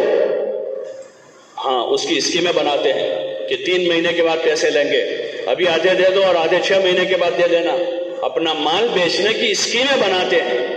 اللہ پاک نے اپنے بندوں کو دین کی طرف، اعمال دین کی طرف متوجہ کرنے کے لیے علم فضائل اتارا ہے، فضائل کا علم اتارا پورا، اور فضائل بتائے۔ حضور علیہ السلام بار بار جنت کی بشارت سنا رہے ہیں، من یؤوینی من ینصرنی حتی ابلغ رسالۃ ربی ولہ الجنہ ولہ الجنہ، کون مجھے ٹھکانہ دے گا، کون میری مدد کرے گا تاکہ میں اپنے رب کا پیغام پہنچاؤں اور اس کو جنت ملے گی۔ جنت کی بشارت دے رہے ہیں اور جنت کی نعمتیں بتا رہے ہیں کہ جنت میں ایسے محل ہیں، اور جنت میں نہریں ہیں، اور جنت میں باغات ہیں، اور جنت میں غلمان ہیں، اور جنت میں حوریں ہیں، اور رغبت پیدا کر رہے ہیں امت کے دلوں میں۔ اور اللہ پاک دعوت دے رہا ہے، سارعوا الی مغفرۃ من ربکم وجنۃ عرضها السماوات والارض، کہ دوڑو اس اللہ کی مغفرت کی طرف اور اس جنت کی طرف جس کی چوڑائی آسمان اور زمین کے برابر ہے، اس کی طرف بلا رہے ہیں۔ حضور علیہ السلام منافقوں کو سینے سے لگا رہے ہیں، ان کو سینے سے لگا رہے ہیں، یہودیوں کے پاس جا رہے ہیں، ان کے ہاتھ جوڑ رہے ہیں، ان کی منتیں کر رہے ہیں، ان کی خوشامد کر رہے ہیں۔ اللہ پاک ان کو اجر بتا رہا ہے، اگر تم قبول کر لو گے تو تم کو ڈبل اجر ملے گا، ایک اپنے مذہب پر پہلے تم نے جو عمل کیا اس کا، اور دوسرا تم ہمارے نبی کی بات مان لو گے، اسلام قبول کرو گے تو دوسرا اسلام کا اجر تم کو ملے گا۔ ان کو ڈبل ثواب بتا کر ان کو دین میں لانے کی کوشش کی جا رہی ہے، اور ہم اپنوں کو باہر کر دیں اپنی بدگمانی سے، ایسا نہیں، ہم کو اس کی اجازت نہیں ہے کہ ہم کسی سے بدگمان نہیں ہوں گے، ہر ایک سے خوش گمان اور ہر ایک سے اچھے گمان کے ساتھ ہم بات کریں گے۔ یہ ہماری دعوت کہ حسن ظن کے ساتھ دعوت دیں اور بشارتیں سناویں اور فضائل بتاویں اور منہ بھر کے فضائل بتاویں۔ ایک تاجر دکاندار آدمی جیسے منہ بھر کے اپنے سامان کا فائدہ بتاتا ہے، ایسے ہم دین کے ایک ایک عمل کے، نماز کے، روزوں کے، ذکر کے، تلاوت کے، عبادت کے، اور راہ خدا میں جان و مال لگانے کے، اللہ کے نام پر پیدل چلنے کے، مسلمان کی مدد کرنے کے، مسلمان سے اچھا گمان کرنے کے، اور مسلمان کو دین سکھانے کے فضائل بتائیں گے۔ فضائل کی مختلف کتابوں میں فضائل بھرے پڑے ہیں، نماز کی فضائل ہیں، روزوں کے ہیں، تبلیغ کے ہیں، ذکر کے ہیں، پھر ذکر میں کلمے کے فضائل، سبحان اللہ کے فضائل، اور سورتوں کے فضائل ہیں، سورہ واقعہ کی فضیلت ہیں، اور سورہ یاسین کی فضیلت ہیں، سورہ فاتحہ کی فضیلت ہیں۔ تو ان فضیلتوں کو دھیان سے سنیں، اس لیے کہا جاتا ہے کہ اپنی مسجدوں میں فضائل کے حلقے قائم کریں اور ان فضائل کے حلقوں میں جی لگا کر اپنی ضرورت سمجھ کر بیٹھیں۔ جماعت میں نکل کر صبح شام تعلیم ہو تو تعلیم کے حلقوں میں جی لگا کر بیٹھیں۔ اللہ رسول کی ان باتوں میں زبردست اثر ہے، دل متاثر ہوتے ہیں، ہاں دل متاثر ہوتے ہیں۔ ध्यान से सुने और अमल की नीयत से सुने। खाली सुनना सुनाने के लिए हम सुनकर दूसरों को सुनाएंगे, ये इल्म तो आदमी के ऊपर हुज्जत बनेगा, उसके खिलाफ हुज्जत बनेगा कि तुमने लोगों को कहा था, खुद क्यों अमल नहीं किया था। और अगर आदमी ने इसलिए सुना है कि हम सुनकर अमल करेंगे, अपनी जिंदगी बदलेंगे, अल्लाह के वादों पर यकीन करते हुए अमल करेंगे, तो यह इल्म नाफे है, यह आदमी के लिए हुज्जत बनेगा। क़यामत के दिन इसकी तरफ से सिफारिश करेगा, या अल्लाह इस आदमी ने मुझे पढ़ा, सीखा, समझा, अमल किया, दूसरों तक इसने पहुंचाया है, या अल्लाह इसकी मग़फ़िरत कर दे। इसलिए फ़ज़ाइल के हलकों में जी लगावें, फ़ज़ाइल को ध्यान से सुने और अपने इनफिरादी बातों में इन फ़ज़ाइल का मुज़ाकरा करें। नमाज की फ़जीलतें बच्चों को बताएं, बेटा 5 वक्त की नमाज पढ़ेंगे, अल्लाह पाक अपनी ज़िम्मेदारी से जन्नत में दाखिल कर देगा। नमाज के लिए पैदल मस्जिद जाने के फ़ज़ाइल एक दूसरों को इतने बतावें कि 1 किलोमीटर से भी आदमी पैदल चलकर मस्जिद आवे। इस वक्त देखते हैं मस्जिद से चंद कदम फासले पर रहने वाला भी बाइक लेकर आता है, बाइक लेकर आता है। सहाबा का किस्सा आपको मालूम है, फ़ज़ाइल नमाज में हज़रत शेख ने लिखा कि हुज़ूर अलैहिस्सलातु वस्सलाम ने जब फ़ज़ाइल बताए पैदल मस्जिद आने के, तो वो बाज़े लोगों ने जो मस्जिद से दूर रहते थे, उन्होंने इरादा किया था कि मस्जिद से करीब मकान बना लें। तो हुज़ूर अलैहिस्सलाम ने कहा, ऐसा मत करो, तुम जहाँ हो वहीं रहो, तुम्हारा हर कदम लिखा जाता है। जब उन लोगों ने सुना जिनके मकान मस्जिद से करीब थे, तो अब उन्होंने क्या करें, क्योंकि वो तो दूर से रोजाना चलकर आएंगे, उनका अजर बढ़ जाएगा। तो इन्होंने छोटे छोटे कदम रखना शुरू कर दिया कि 1 कदम के 2 कर दिए, ताकि हमारे कदम निशानात कदम बढ़ जाए। कि फजीलत का इस्तेहज़ार है, फजीलत का इस्तेहज़ार है कि पैदल कदम, हर कदम पर नेकी है। तो फिर आदमी बाइक लेकर नहीं आएगा, बाइक घर छोड़ देगा। अगर बाइक लेकर आए तो दूर रखेगा, पार्किंग में रखेगा, और फिर पैदल इस नियत से जाएगा कि मुझे हर कदम पर सवाब मिलेगा। आदमी घर से वुजू करके आएगा कि वुजू करके आने का सवाब अलग है। गर्मी के मौसम में आ रहा है तो धूप लगने का सवाब अलग मिलेगा। सर्दी के मौसम में आ रहा है तो सर्दी लगने का सवाब अलग मिलेगा। और बारिश के मौसम में पैदल चलकर आ रहा है, जो मशक्कत होगी कीचड़ में, उसका सवाब अलग मिलेगा। इसलिए फ़ज़ाइल का इस्तेहज़ार करें, और इस्तेहज़ार उस वक्त होगा जब हम फ़ज़ाइल के हलकों में बैठेंगे। अभी तो देखते हैं मस्जिदों में इशा के बाद अमूमन अपने यहाँ तालीम होती है। इशा में नमाज पढ़ने वाले 300 आदमी हैं किसी मस्जिद में, कहीं 400 आदमी नमाज में, कहीं 200 आदमी नमाज में, लेकिन तालीम में बैठने वाले 50 आदमी, 60 आदमी, 70 आदमी, 80 आदमी, यानी 15%, 20% आदमी तालीम में है। बाकी जो है बिल्कुल पूरी आज़ादी के साथ बाहर निकलकर मस्जिद के सहन में, वुज़ू खाने पर, मस्जिद के बाहर चाय की होटलों पर, पान के गल्लों पर, इधर उधर अपनी बातों में और अपने उसमें मस्त हो जाते। इतना कीमती वक्त हम अपना ज़ाय कर देते हैं। इसलिए तय करें इंशाअल्लाह कि फ़ज़ाइल के हलकों में बैठेंगे इंशाअल्लाह। अरे भाई बैठेंगे, कौन कौन बैठेंगे, सब तय करें। और दूसरे अपने भाइयों को बिठावें। ये हमारी ग़िज़ा है, ये खुराक है हमारी। अमल की क़ुव्वत इससे मिलेगी। जैसे जिस्म को क़ुव्वत रोटी चावल सब्जी सालन खाने से मिलती है, ऐसे अमल को क़ुव्वत फ़ज़ाइल से मिलेगी। फिर ज़िक्र में मज़ा आएगा, कुरान पढ़ने में मज़ा आएगा, और सच बोलने में मज़ा आएगा, आखिरत की बातें कहने सुनने में मज़ा आएगा। फिर इसलिए कोशिश करें इस जमातों में इत्मीनान से दोनों वक्त जमकर तालीम में बैठे। और तालीम में सीखना सिखाना भी है। एक एक आयत करके कुरान शरीफ को सही करें। उतना कुरान शरीफ का सही करना फ़र्ज़ है जितना नमाज में पढ़ना फ़र्ज़ है। उतना कुरान सीखना हर एक के लिए फ़र्ज़ है। उतना कुरान शरीफ अपना नमाज में पढ़ने का जो उसको सही करो। हाँ, उसमें भाई बैठ जाओ, निसार आप लोग बैठ जाओ, बार बार कोई आ रहा है जा रहा है, सब लोग आपको देख रहे हैं। तो उतना कुरान शरीफ जो है सीखें, एक एक आयत करके। जो जमात में जा रहे हैं वहाँ सीखेंगे, जो नहीं जा रहे हैं वो हजरात जो हैं अपने यहाँ किसी हाफिज साहब के पास, किसी कारी साहब के पास रोज़ाना आधा घंटा अपना उनके पास बैठे और अपने कुरान को सही करें ताकि नमाज सही हो जाए। ये किताब हिदायत है, उसको सही पढ़ना फ़र्ज़ है। तरतील के साथ कुरान की तिलावत फ़र्ज़ है कि उसको तरतील से पढ़ा। वरत्तिलिल कुरान तरतीला, इसको तरतील से पढ़ा जाए। हम में से बहुत से पढ़ने वाले रोज़ाना 2-4 पारे की तिलावत कर लेते, लेकिन कुरान सही नहीं है। قرآن لعنت کرتا ہے کیونکہ غلط پڑھا جا رہا ہے، اس کو صحیح نہیں پڑھا جائے تو قرآن لعنت کرتا ہے پڑھنے والے پر۔ اس لیے قرآن کو صحیح سیکھیں، کاروبار کرنے سے پہلے اس کو سیکھنا فرض ہے، اپنے دیگر ذمہ داریوں سے پہلے کم از کم اتنا کہ نماز ہماری صحیح ہو جاوے، اتنا قرآن شریف کو صحیح کرنا ہمارے ذمہ فرض ہے۔ اس لیے اپنے قرآن کو صحیح کریں۔ جو گھر پر ہیں تو اس میں سستی نہ کریں، جماعت میں جانے کا انتظار نہ کریں، اپنے گھر رہ کر روزانہ آدھا گھنٹہ اپنا فارغ کریں۔ آگے ماہ مبارک آ رہا ہے، ماہ مبارک ہے، کوئی 4 پارے، کوئی 5 پارے، کوئی 10 پارے پڑھتا ہے رمضان میں، لیکن ترتیل سے نہیں پڑھا جا رہا۔ وہ قرآن بجائے قرآن پڑھنے والے کے لیے اجر و ثواب کا ذریعہ بننے کے، وہ تو قرآن پڑھنے والے پر لعنت کر رہا ہے۔ آدمی قرآن کی بددعا لے رہا ہے۔ قرآن کو صحیح پڑھنا سیکھیں۔ دنیا کا کوئی کام ایسا نہیں ہے کہ جو بغیر صحیح کی وہ فائدہ پہنچاتا ہو، آدمی اس کو سیکھتا ہے، ہر کام کو سیکھتا ہے۔ قرآن کو صحیح کریں، اس کو صحیح پڑھنا ضروری ہے۔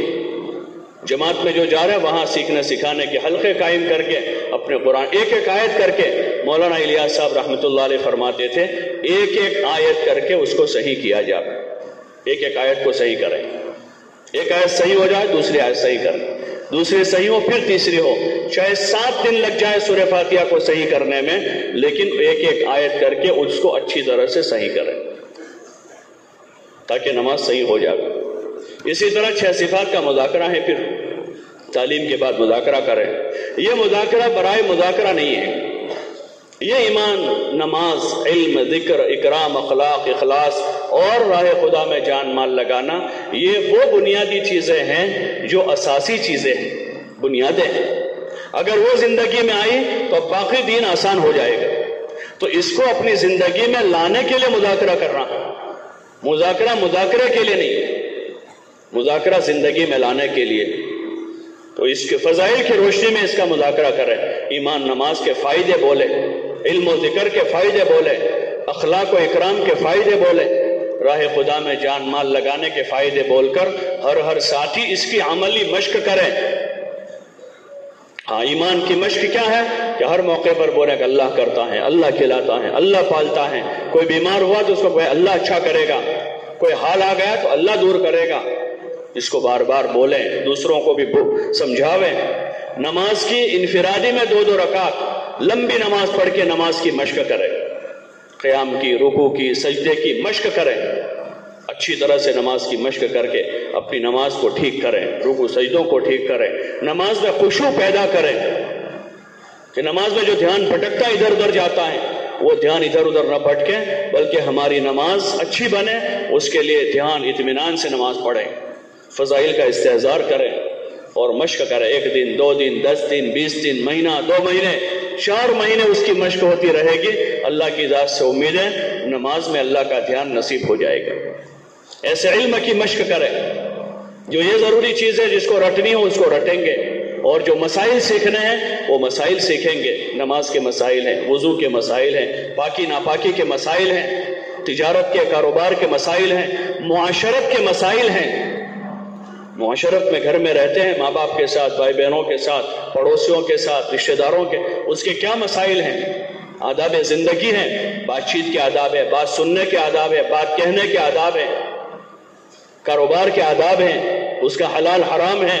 یہ سارے لائن کا علم جو ہے وہ ہماری بنیادی ضرورت ہے، اس لیے علم کی مشق کریں۔ وہیں ذکر کی مشق، صبح شام 3 تسبیح ہے، تیسرا کلمہ درود شریف استغفار، ایک کونے میں بیٹھے ہیں، دھیان جما کر تسبیح پڑھیں، اللہ کی پاکی کا اور اس کی بڑائی کا دھیان کریں، اور دھیان جما کر اللہ کو یاد کریں۔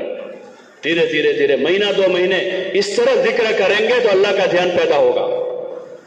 ابھی ہم جو کر بھی رہے ہیں ذکر، چلتے پھرتے کرتے ہیں، ٹھیک ہے، زبان ایک عضو، کسی بزرگ نے کہا کہ بھئی دھیان نہیں رکھتا ذکر میں، تو کہا کہ اس پر شکر کرو کہ تمہاری زبان اللہ کے ذکر میں ہے، اور باقی اعضاء کے لیے دعا کرو۔ تو چلتے پھرتے کرنا بھی نفع سے خالی نہیں ہے، اس کا ہم انکار نہیں کر سکتے، کوئی کر رہا ہے اور اس کا اچھا کام ہے، اس پر ہم نکیر نہیں کر سکتے کہ یہ کیا ہے، چلتے پھرتے تسبیح پڑھ دے، خالی بیٹھ کر پڑھنی چاہیے۔ سلیقہ اور ادب تو یہی ہے کہ تسبیح کو بیٹھ کر پڑھا جاوے، دھیان سے پڑھا جاوے، اور اسی کی مشق کرنی چاہیے تاکہ ہمارے اندر دل و دماغ میں اللہ اتر جائے۔ اس کا دھیان ادھر جاوے. پھر دکان پر بھی بیٹھے ہوں گے اللہ یاد رہے گا, کسی سے بات کرتے ہوں گے تو اللہ یاد آئے گا, گھر میں ہوں گے تو اللہ یاد رہے گا. اس کے لیے صبح شام 3 تسبیحیں, جو جماعت میں جا رہے ہیں وہاں پڑھیں گے, جو نہیں جا رہے ہیں ابھی گھر پر ہیں تو گھر رہنے والے اپنے گھر رہتے ہوئے صبح شام اپنی ان تسبیحات کی پابندی کریں گے انشاءاللہ. کون کون پڑھے گا تسبیح؟ ماشاءاللہ. اور روزانہ 1 پارہ تلاوت کریں روزانہ. جن کو پڑھنا نہیں آتا جیسے میں نے عرض کیا وہ اتنا وقت جو ہے سیکھنے میں لگا دیں, قرآن کو اچھا سیکھیں. اور پڑھنا آتا ہے تو 1 پارہ تلاوت کریں. جو حافظ ہیں وہ 3 پارے تلاوت کریں. یہ روزانہ کے ہمارے معمولات ہیں, یہ ذکر کی مشق ہے. اور انفرادی دعا مانگیں, اللہ سے اپنا تعلق بناویں. کوئی بھی وقت اپنا طے کر لے. بہتر وقت یہ ہے کہ تہجد میں اللہ سے دعا کریں. تہجد میں لمبا وقت لے کر دعا مانگیں. اگر اس وقت لمبی دعا کی توفیق نہیں ہو رہی ہے تو پھر دن میں کوئی اپنا وقت متعین کر لیں کہ اشراق کے بعد دعا مانگیں گے روزانہ, چاشت کی نماز پڑھ کے دعا مانگیں گے, یا اور کسی وقت عصر کے بعد دعا مانگیں گے, یا مغرب کے بعد. ہر آدمی اپنے اعتبار سے اپنا وقت طے کر کے اللہ سے مانگنے کی مشق کرے. ہاں, اللہ سے لو لگاویں.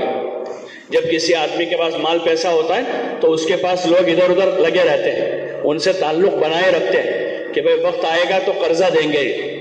ارے ہوتا ہے نا, اکثر جو مال والے لوگ ہوتے ہیں ان کے ساتھ کچھ لوگ تعلق بنائے رکھتے ہیں, چاہے جھیلنا پڑے, ان کی طرف سے برداشت کرنا پڑے, اور بہت سارا ان کا کام کرنا پڑتا ہے تو کام بھی کر دیتے ان کا, اس لالچ میں کہ جب ہم کو کام پڑے گا تو یہ ہماری مدد کریں گے. یہی ہوتا ہے. یہ کیوں ہو رہا ہے کہ ہم اس مال والے کی مال کی طاقت کو جانتے ہیں کہ اس کے پاس 1 کروڑ 2 کروڑ روپے ہیں. جس وقت ہمیں اللہ کی طاقت کا پتہ چل جائے گا کہ اللہ کتنا بڑا ہے, کیسی قدرت والا ہے, کیسے خزانوں کا مالک ہے, تو پھر ہم اس کا در چھوڑ کر اور کہیں نہیں جائیں گے. ابھی ہمیں اس کی طاقت و قدرت کے اس کا علم تو ہے, اس کا یقین نہیں ہے, اس لیے تھوڑی سی دعا مانگ کے تھک جاتے ہیں. اور جن لوگوں کو اللہ کی طاقت و قدرت, اس کی قوت اور اس کے خزانوں کا یقین تھا, یعنی حضرات انبیاء علیہ السلام, حضرات صحابہ کرام رضوان اللہ تعالی علیہم اجمعین, اور اللہ کے برگزیدہ بندے, تو وہ اللہ کا در چھوڑ کر اور کہیں نہیں جاتے تھے. ہم دعا میں جی لگاویں, اللہ سے مانگیں. ہاں, اسے مانگیں, ہر حال میں مانگیں. گنہگار سے گنہگار کی بھی وہ سنتا. یا عبادی الذین اسرفوا علی انفسہم لا تقنطوا من رحمت اللہ ان اللہ یغفر الذنوب جميعا انہ هو الغفور الرحیم. وہ اپنے گنہگار بندوں سے خطاب کر رہا ہے, یہ فرمانبرداروں سے خطاب نہیں ہے, یہ اولیاء اللہ سے خطاب نہیں ہے. یا عبادی الذین اسرفوا علی انفسہم, وہ لوگ جنہوں نے اپنی ذاتوں پر ظلم کیا ہے, یعنی گناہ کیے ہیں, ان کو اللہ کہہ رہا ہے کہ وہ میرے بندو لا تقنطوا من رحمت اللہ, کہ تم اللہ کی رحمت سے مایوس نہ ہونا, نا امید نہ ہونا. ان اللہ یغفر الذنوب جميعا, کہ اللہ سب گناہ معاف کر دے گا. اس سے پر امید رہیں, اللہ سے پر امید رہ کر روزانہ دعا مانگے. کوئی مسئلہ ایسا نہیں جو اس کے دربار میں اس کا حل نہ ہو, کوئی مسئلہ ایسا نہیں. ہم لوگ تھک جاتے ہیں, پھر شکایتیں شروع کرتے ہیں, ایک دوسروں کو شکایت کرتے ہیں کہ میرا ایسا ہوا, اس نے یہ کر دیا, اس نے وہ کر. ارے اتنا ہی وقت اللہ کو کہنے میں لگا دے تو اللہ اس مسئلے کو جلدی حل کر دے گا. اور ایک طرف مسئلہ حل ہوگا, دوسری طرف اللہ سے تعلق بن جائے گا, اور یقین بڑھ جائے گا کہ اللہ نے میرا کام بنا دیا, اللہ نے میرا مسئلہ حل کر دیا. یہ اس محنت کی ایک خاص بات ہے کہ اس کام کو کرتے کرتے ہمارا تعلق اپنے اللہ سے جڑ جاوے اور اللہ کی ذات کے ساتھ ہمارا یقین وابستہ ہو جاوے. اس کے لیے دعاؤں میں جی لگاویں, جان کھپاویں اور مانگیں اللہ سے. جتنے دیر مانگتے رہیں گے وہ وقت عبادت میں گزرے گا, اور حاجت پوری ہو گئی وہ الگ سے ہوگا. اس لیے دعا میں جی لگاویں, سنتوں کی پابندی کریں. خروج کے زمانے میں ہر کام کو سنت کے مطابق کرنے کی کوشش کریں. کھانا پینا, اٹھنا بیٹھنا, سونا جاگنا, ہر کام, بات چیت, بات کہنا سننا بھی سنت کے مطابق کریں. ہم لوگ ایسا کہہ کر چھوٹ جائیں گے اصل میں میری عادت ایسی ہے, ہماری تو پوری قوم ہی ایسی ہے. لوگ پھر آخر میں سارا لڑائی جھگڑا کر کے ہماری تو قوم ہی ایسی ہے, ایسا کر کے آتے ہیں. تو ہم کو قوم پرستی کا حکم نہیں دیا ہے کہ قوم کے پیچھے چلے. خاندان کے پیچھے چلیں، ابا کے پیچھے. اصل میں میرے ابا کی بھی ایسی عادت ہے. آپ لوگ ساری لڑائی کرنے کے بعد میرے ابا کا بھی ایسی عادت ہے. تو ہم کو اس کا حکم نہیں دیا کہ ابا کے پیچھے چلیں اور دادا کے پیچھے چلیں یا دوستوں کی. ہم کو تو حکم دیا گیا ہے کہ ہم حضور صلی اللہ علیہ وسلم کا اتباع کریں. ہوش میں ہو تب بھی اتباع کریں، غصے میں ہو تب بھی اتباع کریں.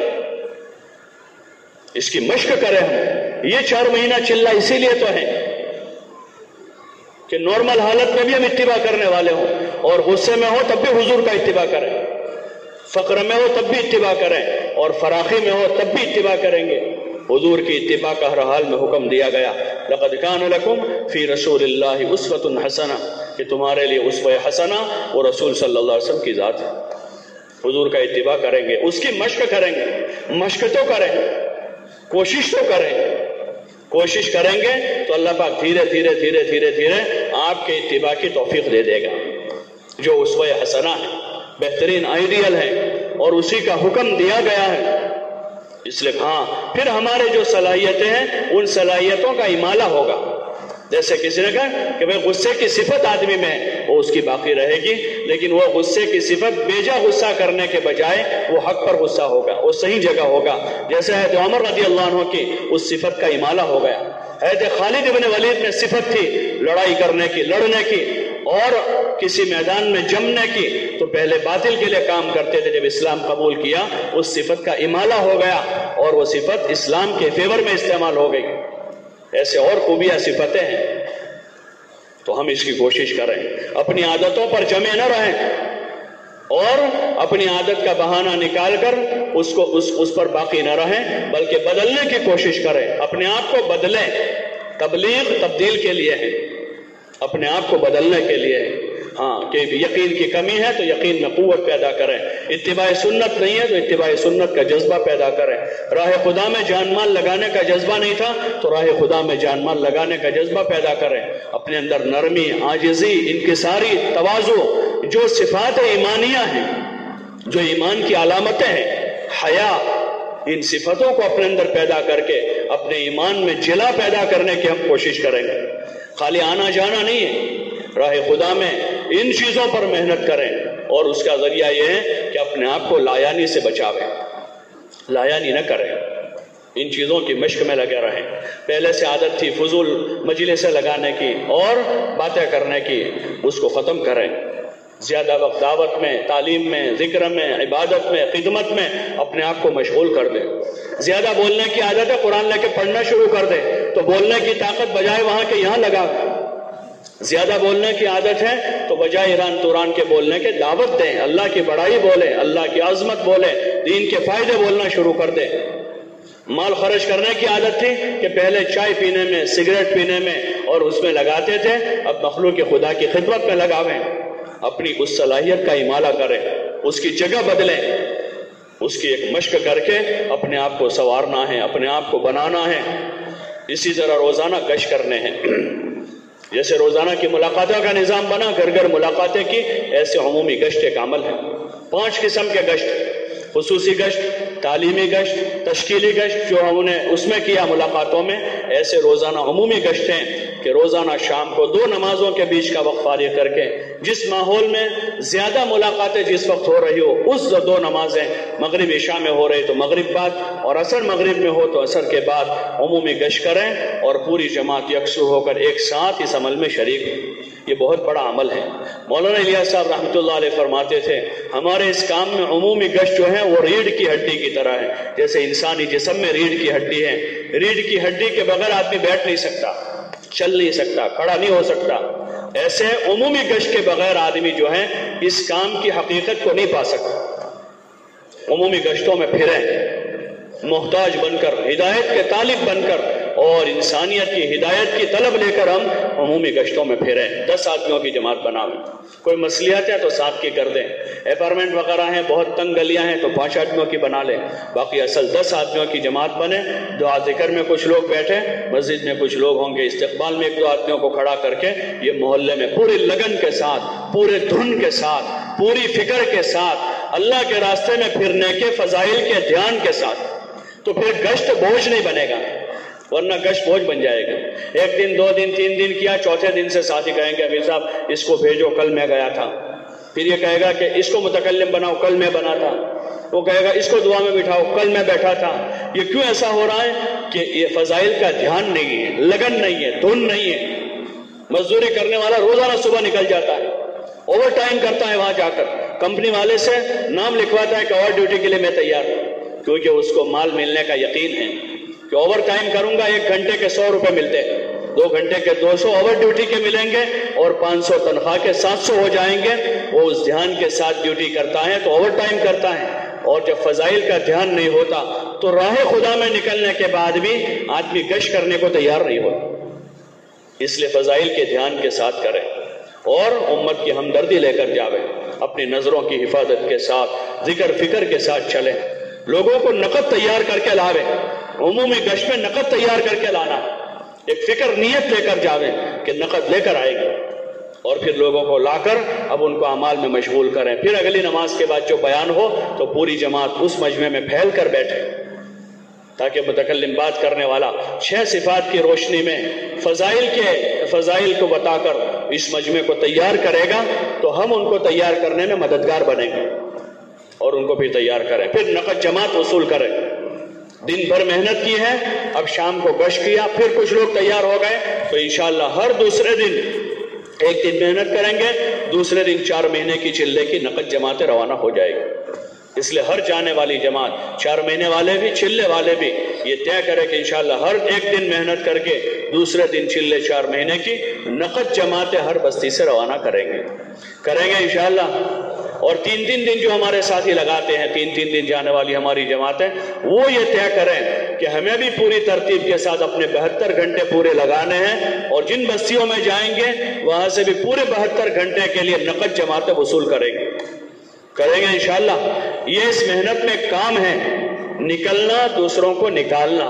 مولانا یوسف صاحب رحمۃ اللہ علیہ فرماتے تھے کہ قوت استنفار پیدا کریں، اس کو بڑھاویں، قوت استنفار کو، یعنی نکلیں اور دوسرے اللہ کے بندوں کو راہ خدا میں نکلنے کے لیے تیار کریں، تاکہ زیادہ سے زیادہ لوگ حرکت کریں دنیا میں اللہ کے لیے.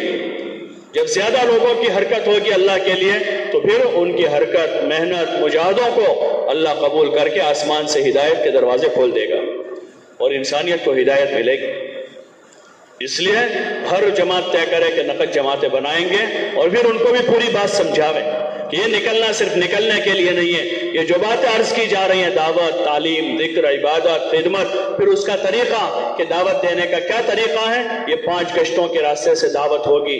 فضائل کے حلقے اور انفرادی سیکھنے سکھانے کے ذریعے سے تعلیم و تعلم ہوگا. 5 وقت کی فرض نمازیں، نوافل، ذکر، تسبیح، معمولات اور تلاوت کے راستے سے ذکر و عبادت ہوگا. اور چوتھا کام ہمارا خدمت کا کام ہے کہ روزانہ صبح شام ہم خدمت کرنے کی نیت سے چلیں کہ ہم خادم ہیں. خدمت بہت بڑا عمل ہے. انبیاء علیہ السلام نے اپنی خود خدمت کی، اپنے گھر والوں کی خدمت کی، اپنی قوم کی خدمت کی، اپنی امتوں کی خدمت کی. خدمت بہت بڑا کام ہے. اپنی جان اور اپنے مال سے خدمت کرنا یہ سب سے بڑا کمال ہے. چاہے آدمی کے پاس کم پیسہ ہے تو وہ اپنا تھوڑا پیسہ اپنی حضور اللہ کے بندوں پر، حضور کی امت پر لگاویں. اپنی جان اور اپنے مال سے خدمت کریں. کھانے کھلانے کے موقع پر کھلاویں. ذاتی خدمت کا موقع ہے تو ساتھی کسی کا سامان اٹھا دیا، کوئی بیمار ہے تو ان کی خدمت کر دی، کوئی محتاج ہے، کوئی بوڑھا ہے، کوئی ضعیف ہے، کوئی کمزور ہے، کوئی مسافر ہے.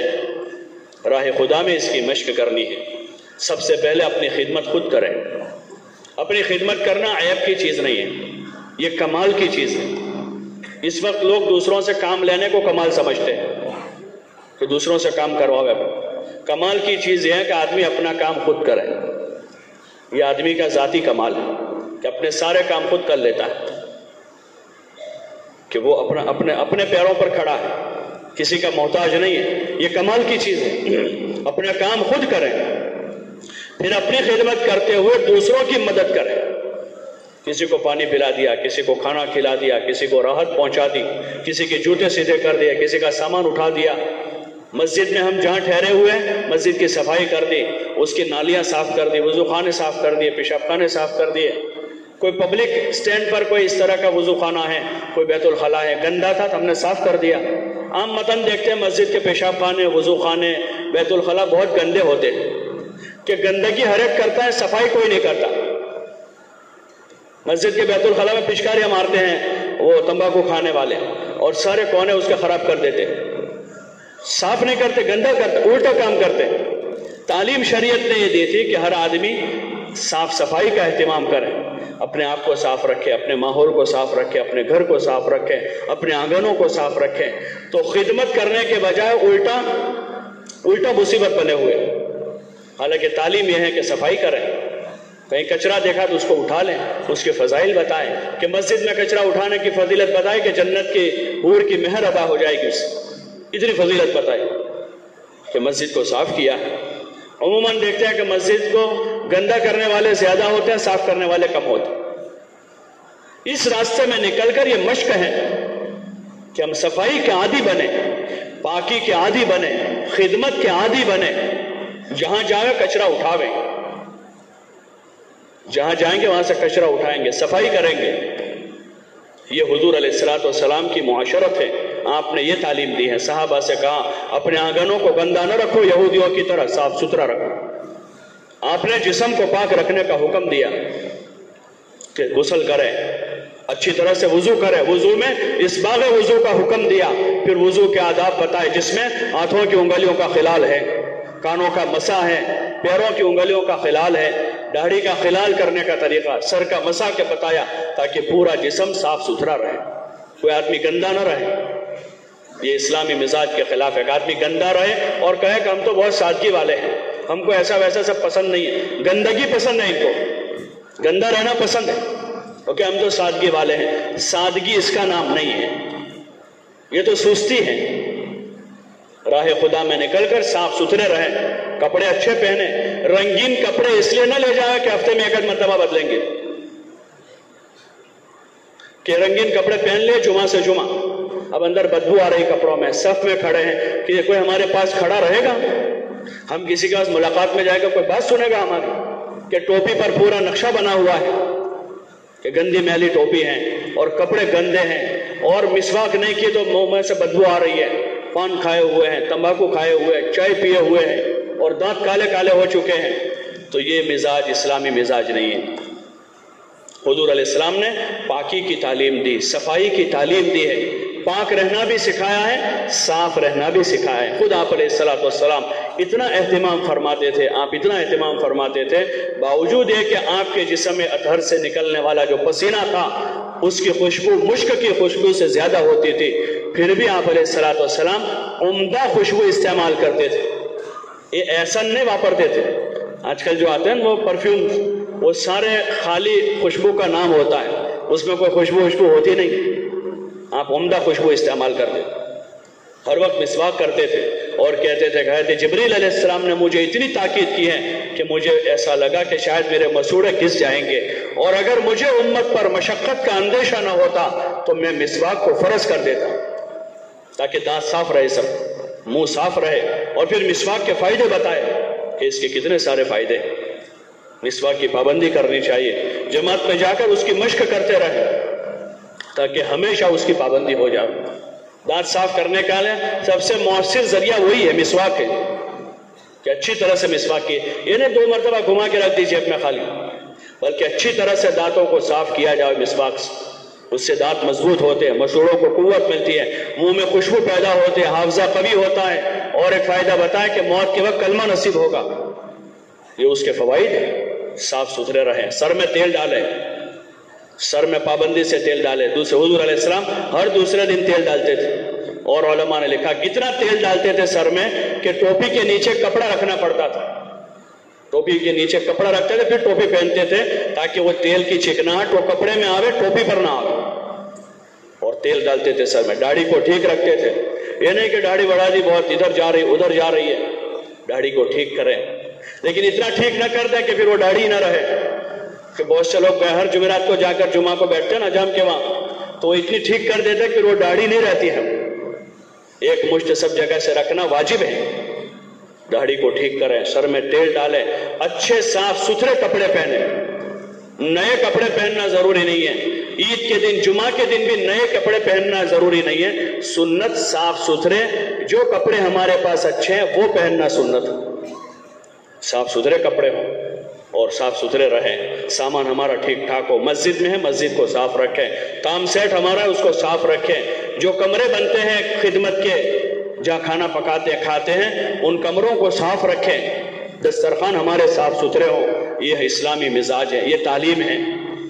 ہاں یعنی گندہ رہنے کا نام سادگی نہیں ہے، وہ سستی ہے، اس لیے اس کی مشق کریں، یہاں رہنے والے بھی اس کی مشق کریں، ایک نظام زندگی ہے اس کو سیکھیں، ہم نظام زندگی ہے اس نظام کے تحت ہماری زندگی ہو، اپنے بچوں کی اسی ترتیب پر تربیت ہو تاکہ ایک صحیح زندگی جس کو دین کہتے ہیں وہ زندگی وجود میں آ جائے۔ اس کے لیے ان چاروں کاموں کو پابندی سے کرنا ہے اور ان 5 گشتوں کی پابندی کرنی ہے، لایانی سے اپنے آپ کو بچاویں، فضولیات سے بچاویں، فضول خرچی سے بچاویں، فضول خرچی کی اجازت نہیں ہمارے دین میں۔ ہاں خیرات کرنے کے لیے آدمی لاکھوں روپے لگاوے اس کا ثواب ملے گا، لیکن اپنی ذات کے لیے ضرورت سے زائد خرچہ کرنے کی اجازت نہیں ہے، اس سے روکا ہے۔ فضول خرچی نہ کریں، اسراف نہ کریں، کسی کی کوئی چیز بغیر اجازت استعمال نہ کریں، اس سے منع کیا ہے، اور سوال نہ کریں، کسی سے بھی مانگے نہیں، اپنی حاجتوں کو چھپاویں، اللہ سے کہیں، جو ضروریات ہے وہ ساتھ لے کر چلیں، اپنا ضرورت کا خرچہ ہے، اپنا بستر ہے، اپنے کپڑے ہیں، اپنا تولیہ ہے، اپنا صابن ہے، اپنا تیل ہے، جو ضروریات ہے وہ ساتھ لے لیں، اس کے علاوہ کوئی ضرورت پیش آ گئی تو اس کو چھپاویں اور اللہ سے کہیں کہ اللہ میری حاجت ہے تو پوری کر دے۔ لوگوں سے سوال نہ کریں، نہ زبان کا سوال کریں نہ دل کا سوال کریں، لوگوں کے کھانے کی امید پر جماعت میں نہ جاویں، اپنی جان مال لگائیں گے، ہم کھلائیں گے لوگوں کو، اس لیے دعوت کا انتظار نہ کریں، مسجد جا کر ہمارے پاس 1-2 وقت کا کچا کھانا ہو فوراً پہلے کھانا پکانا شروع کر دیں، پھر خصوصی گشت میں جاویں تاکہ ہم مستغنی رہیں لوگوں کے مال سے، لوگوں کے کھانے سے، لوگوں کسی چیز کی طرف ہماری نظر نہ ہو، ہم لوگوں کی دعوت استغنا کے ساتھ قبول کریں گے، کوئی دعوت دینے آئے گا استغنا سے ہم معذرت کریں گے کہ نہیں بھائی کھانا تو ہمارے پاس ہے، آپ ہمارے کھانے میں شریک ہو جائیں، آپ شریک ہو جاوے تاکہ اتنا وقت آپ کام میں دے سکیں، 2-2.5 گھنٹے آپ ہم کو ملاقات کرا، وہ کہے کہ نہیں آپ ہماری دعوت قبول کر لو، تو پھر وہ ہمارا مسلمان بھائی ہے، اس کا حق ہے کہ اس کی دعوت قبول کی جاوے، استغنا کے ساتھ قبول کریں، اشراف کے ساتھ نہیں۔ یہ بزرگوں نے اصول لکھا ہے، کسی کی کوئی چیز قبول کرنے کا اصول یہ ہے کہ استغنا سے قبول کریں، اشراف سے نہ ہو کہ ہمارے دل میں تمنا پہلے سے کوئی دعوت کرے ہمارے، بلکہ بزرگوں کے بارے میں سنا پڑھا کتابوں میں کہ جب کسی چیز میں اشراف پیدا ہو جاتا تھا اور وہ چیز ان کو پیش کی جاتی تھی تو قبول نہیں کرتے تھے، کہہ دیتے تھے کہ بھائی اس چیز میں مجھے پہلے سے اشراف تھا اس لیے میں اس کو قبول نہیں کروں گا۔ ہاں استغنا کے ساتھ قبول کریں، ایسے آپس میں اپنے ساتھیوں کی کوئی چیز کوئی دے رہا ہے، کوئی چیز پیش کر رہا ہے تو اشراف نہ ہو، استغنا، یہ بڑی خوبی ہے، بڑی صفت ہے، استغنا کے ساتھ رہیں، سوال نہ کریں۔ ایسے ہی انتظامی امور میں دخل گیری نہ کریں، مسجد کا مسئلہ ہے، مدرسے کا مسئلہ ہے، مؤذن کا مسئلہ، امام، وہ ان کے مسائل ہیں، ہمارے اعمال میں یہ گشت کرنے ہیں، تعلیم کرنی ہے، ملاقات کرنے، نقد جماعت بنانی ہے، مسجد وار جماعت، یہ ہمارے کام ہے، اسی میں ہم لگے رہیں یکسوئی کے ساتھ، اور جتنے امت کے مسائل ہیں ان کے لیے ہم دعا کریں گے، سب کا کام نہیں ہے، سب لوگ جج بن جائیں گے تو کیا ہوگا؟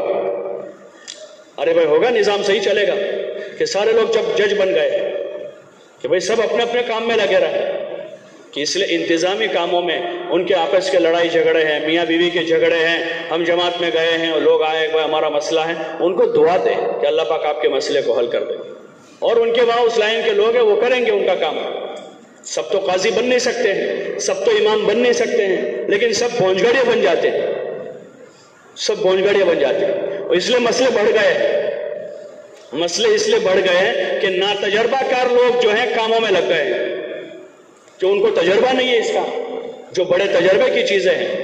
ہاں دعا ہم سب کے لیے کر سکتے ہیں کہ دعا کریں ہم سب کے لیے، اور ہر ایک اپنے اپنے کاموں میں لگا رہے، ان علاقوں میں بھی جائیں گے لوگوں کے مسائل آئیں گے کہ کمیٹی اور امام صاحب کا مسئلہ ہے، 2 میاں بیوی کا مسئلہ ہے، مؤذن اور امام کا مسئلہ ہے، محلے کے کمیٹی اور محلے والوں کا مسئلہ ہے، ان انتظامی امور میں دخل گیری ہم نہ کریں، یہ ہمارا اصول ہے، اور کوئی بھی کام اپنے اصولوں پر چلتا ہے، کوئی بھی کام اپنے اصولوں پر چلے گا، تو اس لیے اس کی خوب خاص فکر کریں کہ ہم اپنے کام میں یکسوئی کے ساتھ لگے رہیں، حالات حاضرہ کا کوئی تذکرہ نہ کریں، وہاں کیا چل رہا ہے، یو پی میں کیا ہو رہا ہے، بنگال میں کیا ہو رہا ہے، بہار میں کیا ہو رہا ہے، کہ ہم حالات حاضرہ پر ہمارا کوئی تبصرہ نہیں، ہماری کوئی رائے نہیں ہوگی۔ لوگ ٹرین میں ملیں گے، بھائی تمہارا کیا کہنا ہے فلاں جگہ کے بارے میں، بھائی ہم تو اس کو ہمیں پتہ نہیں ہے، ہمارا یہ موضوع نہیں ہے، ہمارا یہ سبجیکٹ نہیں ہے۔ ہوتا ہے بھائی کہ بھائی ایک پراپرٹی لائن کے وکیل کے پاس آدمی جو ہے کرمنل کیس لے کر جاتا ہے، وہ پوچھتے ہیں کہ بھائی یہ ہمارا سبجیکٹ نہیں ہے، اس کے لیے آپ فلاں وکیل سے ملے۔ دانت کے ڈاکٹر کے پاس جا کر آدمی دماغ کی بات کرے گا کہ اس کے دماغ میں تکلیف ہے، تو کیا کہے گا وہ؟ بولو نا بھائی، دانت کا ڈاکٹر کیا کہے گا؟ بھائی اس کے لیے دماغ کا ڈاکٹر میں آپ کو ریفرنس لکھ دیتا ہوں، آپ اس کے پاس چلے جائیں۔ لیکن دیگر موضوع میں ہم سب شروع ہو جاتے ہیں۔ تو اس لیے اس کی کوشش کریں کہ ہم فضولیات میں اسی طرح حالات حاضرہ پر ہمارا کوئی تبصرہ نہ ہو، کوئی تذکرہ نہ ہو، سیاسی باتیں نہ کریں۔ سیاست ہمارا موضوع نہیں ہے، ہمارا موضوع دین ہے، ہمارا موضوع دین ہے، ہمارا موضوع آخرت ہے، قبر، حشر، نشر، جنت، جہنم، یہ ہمارا موضوع ہے، اس پر ہم بات کریں گے، قبر کی بات کریں گے، حشر کی بات کریں گے، جنت کی بات کریں گے، جہنم کی بات کریں گے، آخرت کی بات کریں گے، یہ ہمارا موضوع ہے۔ اس لیے ان تمام چیزوں سے پرہیز کریں اور اپنے ساتھیوں کی خدمت، ان کا اکرام اور ان سے اچھا گمان اور اپنے امیر کی اطاعت، جس بستی میں جائے ان بستی والوں سے محبت، ان کی خدمت، ان چیزوں کو اختیار کرتے ہوئے وہاں ہمارا وقت لگے گا، یہ وقت مفید ہوگا ہمارے حق میں۔ آگے ماہ مبارک بھی آئے گا، آپ کا رمضان کا مہینہ گزرے گا، اس میں تو رمضان کے ایکسٹرا فضائل ہیں، رمضان کی راتوں کے، رمضان کی تراویح کے، اور رمضان میں تلاوت کلام پاک کے، اور رمضان میں خوب صدقہ اور خیرات کے۔ حضور صلی اللہ علیہ وسلم رمضان میں اپنے ساری عبادتوں کو، اپنے سارے کاموں کو اور اپنی ساری محنتوں کو بڑھا دیتے تھے۔ رمضان آرام کا مہینہ نہیں ہے، رمضان کام کا مہینہ ہے، سیزن ہے۔ جیسے تاجر لوگ سیزن میں آرام نہیں کرتے، کھانا کم کر دیتے ہیں اور بیزی ہوتے ہیں، ایسے رمضان مومنین کے لیے، ایمان والوں کے لیے سیزن ہے کہ رمضان میں روزوں کے ساتھ تراویح، تلاوت، صدقہ خیرات، صلہ رحمی، یہ سارے کام بڑھ جاتے ہیں۔ اس لیے کوشش کریں کہ اپنے رمضان کو اچھا بناویں۔ حضور علیہ السلام شعبان کا، رجب کا چاند دیکھ کر دعا مانگتے تھے، اللہم بارک لنا فی رجب و شعبان وبلغنا رمضان، یا اللہ ہمارے رجب اور شعبان میں برکت دے دے اور ہمیں رمضان تک پہنچا دے۔ تیاری کر رہا ہے رمضان، رمضان کی تیاری کپڑے نہیں ہے، رمضان کی تیاری جوتے اور ٹوپیاں نہیں ہے، اور رمضان کی تیاری جو ہے وہ یہ سامان، ساز و سامان نہیں ہے۔ ہمارے تاجر رمضان کی تیاری تجارت کے سامان سے کر رہے ہیں، پھل والے پھل کے لیے اور اس کے لیے۔ رمضان تو یکسو ہونے کا مہینہ ہے، رمضان تو یکسو ہونے کا مہینہ ہے کہ بھئی رمضان سے پہلے دھندا کر لو تاکہ رمضان میں ہم کاروبار کم کریں، رمضان کی راتوں میں عبادت کریں۔ تو بھئی رمضان میں بھی اگر کاروبار کرنا پڑتا ہے کہ لوگوں کی حاجت ہم سے وابستہ ہے، کہ پھل والوں کے ساتھ لوگوں کی حاجت وابستہ ہے، کپڑے والوں کے ساتھ لوگوں کی حاجت وابستہ ہے، تو لوگوں کی خدمت کی نیت سے تو اس طرح کاروبار کریں کہ اپنی عبادت پر زد نہ پڑے۔ یہ نہیں کہ سیزن ہے تو پوری رات جاگتے رہے، دن بھر سوتے رہے اور ایسے ہی رمضان گزارتے رہے، یہ رمضان ہمیں دوبارہ نصیب نہیں ہوگا۔ علماء نے لکھا ہے کہ ایک روزہ اگر آدمی کا رمضان کا فوت ہو گیا اور زندگی بھر وہ روزے رکھتا رہے، رمضان کے اس ایک روزے کے برابر نہیں ہو سکتا وہ۔ اس لیے کاروبار کو کم کریں، رمضان کی راتوں کو عبادت میں گزاریں، لاریوں پر، چوکوں پر، چوراہوں پر، مارکیٹوں پر۔ یہ ایک مسلمان کی بلکہ ایک انسان کی زندگی نہیں ہے، یہ عقل مندی کی چیز نہیں ہے کہ ہمارے بازار آباد ہوں، بلکہ رمضان کی راتیں تراویح پڑھنے کے بعد پھر آدھا گھنٹہ آرام کر لیا، کچھ چائے پینی تھی، کچھ کھانا کھانا تھا، کھا لیا، اب پھر عبادت میں لگ گئے۔ اگر عبادت کا ذوق اس وقت نہیں، آرام کر لیں، اور تہجد میں گھنٹہ ڈیڑھ گھنٹہ پہلے اٹھ گئے، وہ رات میں آرام کر لیا، آخر رات میں جاگ لیے، باقی لایانی کرنے کی گنجائش نہیں ہے۔ باہر ہوٹلوں پر، چوراہوں پر، چوکوں پر گزشتہ 2 سالوں میں چونکہ مارکیٹیں بند تھی تو عقل مندی کا کام کر لیا، ادھر مارکیٹیں بنائی ہم نے اور رمضان کی راتیں ضائع کی، اور اس وقت 5-10 لوگ کہہ رہے ہیں کہ 5-25 آدمیوں کا دھندا ہو گیا، 5-25 کا دھندا ہوا اور ہزاروں کی رات برباد ہو گئی۔ کہ 5-25 کا دھندا آباد ہوا اور ہزاروں لوگوں کی راتیں برباد ہوئی۔ 25 आदमियों का काम हो रहा है, अल्लाह पाक ने उनकी रोज़ी उन रातों के साथ मुख्तस नहीं की है। अगर वो अपने कारोबार के लिए दिन के कारोबार तलाश करें, खुदा उनको इज्जत की रोज़ियाँ देगा। वो अपनी भी रात महफूज करेंगे और वो दूसरों की भी रात महफूज होने का जरिया बन जाएंगे। ये अक्लमंदी नहीं है कि फ्रूट की और नाश्ते की और लारियों पर लारियां खुलती जावे और लोगों का जान, माल, वक्त और सारी इतनी कीमती सलाहियतें और सरमाए बर्बाद होते जावे। तो हमें जरूर इसकी दुआ करनी चाहिए, अल्लाह पाक सबको हलाल रोज़ियाँ दे, पाकीज़ा रोज़ियाँ दे, इज्जत वाली रोज़ियाँ दे और अच्छी रोज़ियाँ दे, जो अभी मिल रहे हैं उससे बेहतर दें। लेकिन और दिन और रातें बर्बाद होकर रोज़ी मिले, ये कोई अक्लमंदी की चीज़ नहीं। इसलिए गुजारिश है, कारोबार वालों से भी गुजारिश है, वो अपने कारोबार का ऐसा निज़ाम बनावे कि वो अपने रोज़े अच्छी तरह रख सके, कि रोज़े अच्छी तरह से रख सके। वो कुछ 1-2 पारे तिलावत कर सके, रमज़ान की रातों में वो तहज्जुद पढ़ सके, वरना उनके ज़िंदगी के 20 रमज़ान 25 रमज़ान मैदान महशर में खुलेंगे उनके रमज़ान, और उनके रमज़ान सिफर निकल रहे। ये तो इनके लिए बहुत बड़ा घाटा है। एक तो वो मजबूर आदमी है, बाज़ मरतबा ये मसला आता है कि असल में बीवी बच्चों की रोजी रोटी का इंतजाम करना भी तो फर्ज है। वो मजबूर आदमी जिसके पास इसके अलावा खाने पीने का कोई इंतजाम नहीं है, उसके लिए तो तहज्जुद पढ़ने से बेहतर है कि अपनी रोजी रोटी का इंतजाम करे और अपनी हलाल कमाई करे। लेकिन वो आदमी जो रमजान की कमाई को ईद में इसराफ कर रहा है, लाखों हजारों रुपए कपड़ों, जूतों, चश्मों में लगा रहा है, और वो आदमी जो अपने घर की एलिवेशन पर लाखों रुपए लगा रहा है, और जो अपनी बच्चियों और अपने पोतियों, नवासियों और बच्चों की शादियों पर लाखों रुपए का इसराफ कर रहा है, और वो ये कह रहा है कि बीवी बच्चों का नफका हमारे जिम्मे फर्ज है। अल्लाह को क्या जवाब देंगे? लोगों को तो हम चुप कर सकते हैं, अल्लाह के दरबार में किसी की जबान जोरी नहीं चलेगी। वहां तो सीधा सीधा हिसाब होगा, मैं यामल मिस्काल दर्रतिन खैरन यरा और मैं यामल मिस्काल दर्रतिन शर्रन यरा। जो जर्रा बराबर नेकी लेकर आया होगा उसको जर्रा उसका मिल जाएगा, जो जर्रा बुराई का लेकर आया होगा वो उसको उसका भुगतान भुगतना होगा। इसलिए अपने ऊपर रहम करें। ये अक्लमंदी नहीं है, कारोबार माल बढ़ाने के लिए नहीं है, ये इस्लामी मिजाज नहीं है कि कारोबार माल बढ़ाने के लिए किया जाए, ये इस्लामी मिजाज नहीं है। इस्लाम में तो खर्च करने का हुक्म है, और खर्च करने के मसरफ अल्लाह ने मुतय्यन किया है, हमको तय करने की जरूरत नहीं है। इसराफ से रोका है, शरीयत का मिजाज नहीं है, हुजूर अलैहिस्सलाम की पसंद नहीं है। आपने अपने घर में एक मरतबा सफर में थे, आप जब सफर से वापस आए तो आपके घर का जो हुजरा था उसका हुजरा टाट के पर्दों का था।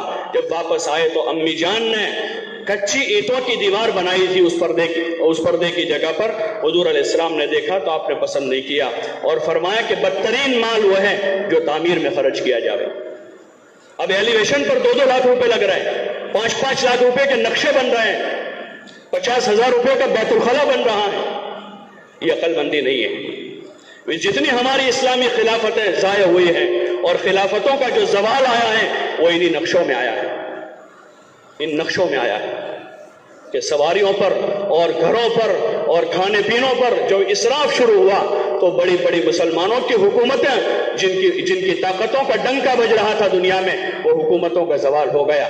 तुर्की की जो खिलाफत थी दुनिया में उसका उरूज था, वो खिलाफत खत्म हो गई। हजरत मौलाना अली मियां साहब रहमतुल्लाह ने लिखा है कि आज भी तुर्की के उन खुलफा के घरों की औरतों के जो जेवरात और उनके सोने चांदी और हीरे जवाहिर के जो जेवरात उनके म्यूजियम में इस्तांबुल में पड़े हैं, अगर तुर्की किसी दिन दिवालिया हो जावे और वो जेवरात बेच दिए जावे तो पूरी तुर्की का दिवाला खत्म हो जाएगा। उतना कीमती जखीरा वहां पड़ा है, लेकिन उनकी खिलाफत खत्म हो गई। मुगलों की इतनी बड़ी बड़ी हुकूमतें खत्म हो गई। सादगी हमारी बुनियाद है, सादगी हमारी बुनियाद। ये हमारा फख्र है कि हमारी जिंदगी सादा हो, हमारे कपड़े सादा हो। ये हमारे लिए फख्र की चीज है कि हमारे रसूल इमामुल अंबिया वल मुरसलीन हजरत मोहम्मद सल्लल्लाहु अलैहि वसल्लम का तरीका है। इसलिए अक्लमंदी नहीं है कि ईद में 10-10 जोड़ी कपड़े सिलवाए जाए और पूरा रमजान ईद की तैयारियों में चला जाए। रमजान की तैयारी तो यह है कि हम दुआ मांग रहे हैं, अल्लाहुम्मा सल्लिमना लिरमजान व सल्लिम रमजान लना। या अल्लाह रमजान के हक में हमें सही सालिम कर दे, तंदुरुस्त कर दे और रमजान को हमारे हक में खुशगवार बना दे, ताकि हम रोजे रख सकें, तरावी पढ़ सकें, तिलावत कर सकें, गरीबों की हम खबरगिरी कर सकें, अपना माल तेरे नाम पर हम लगा सकें। उसकी तैयारी करनी चाहिए। رمضان سے پہلے پہلے اپنے کام کاج کو، اپنے کاروبار کو، اپنی ضروریات کو ایسا سمیٹ لیں کہ رمضان کا چاند دیکھتے ہی ہم رمضان کے اعمال میں مشغول ہو جائیں اور پورا رمضان ہمارا جو ہے خیر و خوبی کے ساتھ گزرے، اللہ کی عبادت و اطاعت کے ساتھ گزرے، اچھی طرح روزے رکھیں، دعاؤں میں گزرے، غریبوں کی خبرگیری لینے میں کرنے میں گزرے، اپنے رشتہ داروں کے ساتھ صلہ رحمی کرنے میں گزرے، ماں باپ کی اور اپنے گھر والوں کی خدمت میں ہمارا رمضان گزرے، اور اللہ کے دین کی نسبت پر آنے والے جو تقاضے ہمارے پاس آتے ہیں مال کے لائن سے، اس میں فقراء ہیں، مساکین ہیں اور دیگر جتنے سارے اس کے مصرف اللہ پاک نے بتائے، ان مصارف میں اپنا جان اور اپنا مال لگانے کی نیت سے اپنے رمضان کی تیاری کریں کہ ہمارا رمضان اس میں گزرے۔ لوگ بھی اسی طرح روزے رکھنے والے بنیں، جن کے روزوں کی عادت نہیں ان کو ابھی سے سمجھاویں، رمضان کی فضیلت بتاویں، جو گرمی کی وجہ سے نہیں رکھتے ان کو قیامت کی گرمی کا احساس دلاویں کہ اس کا جو بھگتان جہنم میں بھگتنا ہوگا وہ گرمی اور زیادہ سخت ہے۔ اللہ پاک نے یہی کہا تھا منافقوں کو کہ ان سے کہو کہ جہنم کی گرمی اس سے زیادہ سخت ہے۔ اس کے لیے گزارش ہے کہ اپنی محنت بڑھاویں، مسجد کی جماعت کے ساتھ مل کر گھر گھر کی ملاقاتوں میں نکلیں، ایک ایک بھائی سے مل لیں رمضان سے پہلے پہلے اور ان کو آمادہ کر لیں، دین کی محنت میں ان کو شریک کر لیں تاکہ وہ محنت کے راستے سے اپنے اعمال پر پڑ جائیں۔ ایک ایک گھر جا کر ملاقاتیں کریں، آپس میں قطع تعلق کیا ہے، خاندان کے بڑے ہیں، ذمہ دار ہیں، ابا کے ذمہ ہے کہ اولاد کے درمیان میں کوئی مسئلہ اس کو حل کریں، بھائیوں کے ذمہ ہے کہ بھائی بہنوں کے مسئلوں کو حل کریں آپس میں، اور صلہ رحمی کراویں آپس میں، تعلقات کو جوڑیں، قطع تعلق کیا ہے اس کو ختم کریں، اور اللہ کا واسطہ دیں، اللہ کا واسطہ دیں کہ بے اللہ کے لیے اپنی قطع تعلق ختم کریں، آپس میں جوڑ محبت کے ساتھ رہیں اور آپس میں ایک دوسروں کی خدمت کریں، صلہ رحمی کریں۔ بوڑھے ماں باپ ہیں ان کی خدمت کا نظام بنائیں، ان کو ان کے گھر چھوڑ دیا، اب رمضان آ گیا تو بیٹا کہہ رہا ہے کہ میں تو صبح سے روزہ رکھتا ہوں، شام کو کام پر جاتا ہوں، میرے پاس وقت نہیں ہے۔ والدین کی خدمت اس کے ذمہ فرض ہے، اس کے ذمہ ضروری ہے کہ ماں باپ کو وقت دیں۔ بوڑھے ماں باپ ہیں، بوڑھے رشتہ دار ہیں، ان کی خیر خبر لیں، ان کے کھانے پینے کا، ان کی سحری افطاری کا کیا نظام ہے۔ ایسا نہ ہو کہ ہماری سخاوت سے ہزاروں کھا رہے ہوں اور یہاں گھر میں ماں باپ بیچارے پریشان ہوں، ان کی خبرگیری کریں۔ ایسا نہ ہو کہ ہماری زکوٰۃ سے مدرسے چل رہے ہوں اور یہاں بہن جو ہے وہ زکوٰۃ مانگنے نکلی ہو، پہلے اپنے قریب غریب رشتہ داروں کی خبرگیری کریں۔ سب سے پہلے زکوٰۃ کا مصرف ہمارے اقربا ہیں، غریب رشتہ دار ہیں، ان کو اپنی زکوٰۃ دیں، ان کو پہلے حساب لگاوے، معلوم کرے خاندان میں، کیونکہ آپس میں عورتوں میں تعلقات اچھے نہیں ہوتے ہیں، اس لیے کوئی غریب عورت ہوتی ہے گھر میں بات ہوتی ہے تو فوراً کہہ دے کہ اس کے پاس تو بہت ہے، ان کے حالات ٹھیک نہیں ہیں۔ اپنے رشتہ داروں کی خبرگیری کریں، تفقد کریں۔ مصرف زکوٰۃ تلاش کرنا یہ زکوٰۃ دینے والے کے ذمے ہے، جیسے نماز کے لیے جگہ تلاش کرنا نمازی کے ذمے کو مسجد جاوے، جگہ تلاش کرے، جگہ بناوے اور پاک جگہ نماز پڑھے، ایسے زکوٰۃ کا مصرف تلاش کرنا یہ زکوٰۃ دینے والے کے ذمے کو خود تلاش کریں، اپنا مال دوسروں کے حوالے نہ کر دیں کہ فلاں صاحب ادا کر دیں گے، فلاں صاحب ادا کر دیں گے۔ جیسے نماز کے لیے خود مسجد آتا ہے، زکوٰۃ دینے کے لیے خود جاوے، بہتر اور اصل طریقہ یہی ہے۔ پھر آدمی کو کوئی مجبوری ہے، کسی کو وکیل بنایا اپنی جگہ پر ہے، باقی یہ ہے کہ زکوٰۃ دینے والا خود غریب کو تلاش کرے اور وہ غریب تک، غریب کے ہاتھ تک اس طرح مال پہنچا دے کہ داہنے ہاتھ سے دیا ہے بائیں ہاتھ کو پتہ نہ چلے۔ ایسے نہ ہو کہ میں نے اس کو دیے، اس کو کہا تو اس کو دے دینا، اور اس کو کہا کہ وہ اس غریب کو دے دینا، بیچ میں 4 آدمیوں کو پتہ چلا کہ اس کو اس نے زکوٰۃ دی ہے، بلکہ مال دینے کا یہی طریقہ بتایا، داہنے ہاتھ سے دیں، بائیں ہاتھ کو پتہ نہ چلے، اس طرح غریب کی ضرورت پوری کر دیں۔ اس کے مسائل علماء سے معلوم کریں، زکوٰۃ نکالنے کے کیا مسائل ہیں، زکوٰۃ کا مصرف کون ہے، کس کو دے سکتے ہیں، کس کو نہیں دے سکتے، لیکن سب سے پہلے اپنے اقربا میں تلاش کریں، اپنی بستی میں تلاش کریں کہ اپنی بستی میں کون لوگ ہیں، پھر اپنے قرب و جوار کی بستیوں کو دیکھیں، یہ اس کا طریقہ ہے، اور پھر اس کے بعد جہاں تک ہم پہنچا سکتے ہیں، اللہ نے جتنی طاقت قوت دی ہے، جتنا مال دیا ہے، اس حساب سے اپنے اموال کی زکوٰۃ ادا کریں۔ رمضان میں عموماً لوگ زکوٰۃ ادا کرتے ہیں، زکوٰۃ ادا کرنے کے لیے کروڑ پتی ہونا ضروری نہیں ہے، شریعت کے نصاب کا مالدار ہونا ضروری ہے۔ اس کے علماء سے مسائل پوچھیں اپنے اموال کی زکوٰۃ، اور زکوٰۃ کے علاوہ بھی جو ہے رمضان میں اپنے مالوں کو صلہ رحمی میں لگاویں، افطار کراویں، لیکن افطار کے لیے وہ رائج طریقے اختیار نہ کریں جیسے افطار پارٹیاں کرتے ہیں، پھر وہاں ویڈیوگرافی ہوتی ہے، فوٹو ہوتے ہیں، اور پھر اس کے اشتہار ہوتے ہیں، یہ افطاری کا طریقہ نہیں۔ افطار تو ہے کہ غریبوں کے وہاں سامان پہنچا دیں۔ کوئی موقع ایسا مل گیا کہ اپنے دسترخوان پر 2-4 آدمیوں کو بلا لیا، دوسرے دن 2-4 آدمیوں کو بلا لیا تاکہ روزانہ ہم 2-5 کو افطار کرا رہے ہیں، کسی کو پتہ نہیں چل رہا ہے کہ ہماری افطار پارٹی ہو رہی ہے وہاں پر۔ نمائش کی گنجائش نہیں ہے شریعت میں، نمائش کی گنجائش نہیں ہے۔ نمائش نہ کرے اپنے کاموں کی، اپنی افطار کی اور اپنے صدقہ خیرات کی اور اپنی خدمتوں کی نمائش نہ کریں۔ اپنی خدمتوں کو چھپانا ہے، یہ شریعت کا مزاج ہے کہ اپنی خدمتوں کو چھپاویں۔ ہم جو دے رہے ہیں اس کو چھپا دیں، ہم جو کھلا رہے ہیں اس کو چھپاویں، ہم جو خدمت کر رہے ہیں اس کو چھپاویں کہ ہم اللہ کے لیے کر رہے ہیں، ہم اللہ کے لیے کر رہے ہیں، کہ ہم نے اللہ کے لیے، کہ اس کا بدلہ ہمیں اللہ سے لینا ہے۔ حضرت عائشہ رضی اللہ عنہ فرماتی ایک موقع پر کہ میں تو یہ چاہتی ہوں کہ دنیا سے اس حال میں چلی جاؤں کہ میرے پیچھے میرا کوئی تذکرہ ہی نہ ہو۔ اتنے اخلاص کے ساتھ عمل کرنا ہے، تبھی وہ عمل بارگاہ خدا بندی میں قبول ہوگا، ورنہ لاکھوں روپے لگا کر آدمی جہنم میں جائے گا۔ بڑی تلقین کر کے آدمی، لوگوں کو خیر کی نصیحت کر کے آدمی جہنم میں چلا جائے گا۔ اللہ ہم سب کی اس سے حفاظت فرما، اس لیے اپنے رمضان کی قدر کریں اور رمضان میں اپنے معمولات کو بڑھاویں، اپنی عبادت بھی بڑھاویں، دعوت بھی بڑھا دیں، ملاقاتوں گشتوں میں زیادہ سے زیادہ وقت لگاویں۔ رمضان میں 3 دن جو 1 مرتبہ لگا رہے ہیں وہ 3 مرتبہ لگاویں، کہ ہر 10 دن میں 3 دن لگائیں گے، قرب و جوار کے دیہاتوں میں جائیں گے، بستی بستی جائیں گے، ایک مسلمان کی خبر لیں گے، 100% روزہ اور لوگوں میں دین کی طلب پیدا ہو جاوے، اس کے لیے ہم کوشش کریں گے۔ چھوٹے چھوٹے دیہاتوں میں بھی جہاں 2-5 مسلمان رہتے ہیں وہ بھی تراویح پڑھیں، وہ بھی روزے رکھیں، وہ بھی آپس میں صلہ رحمی کریں۔ اس کے لیے ان کے پاس جا کر ان کو سمجھائیں گے، محنت کریں گے، 3 مرتبہ 3 دن لگائیں گے۔ ماہ مبارک میں قربانی بڑھا دے۔ گشتوں کا نظام رمضان میں باقی رکھیں، گشت اپنی جگہ پر ہوں، دوسرے گشت جو کر رہے ہیں وہ بھی کرتے رہیں۔ بس ایک جذبہ بنانے کے رمضان میں کام کرنا ہے تو پھر رمضان میں کام آسان ہو جائے گا۔ اس لیے فضائل رمضان کی تعلیم ہو، مسجدوں میں بھی گھروں میں بھی جم کر فضائل رمضان کی تعلیم کریں تاکہ ہمارے جذبات بنتے رہے، رمضان کی قدر بڑھتی رہے اور روزوں اور عبادت میں مزہ آتا رہے۔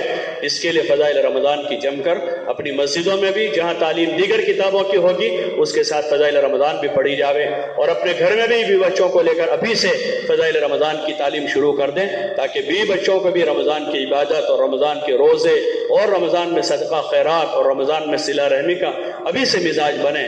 اور اللہ کرے کہ آنے والا یہ رمضان ہم سب کو نصیب بھی ہو اور یہ رمضان ہمارا اچھا سے اچھا گزرے تاکہ ہماری بقیہ زندگی جو ہے ایسی ہو جاوے جیسے اللہ چاہتا ہے۔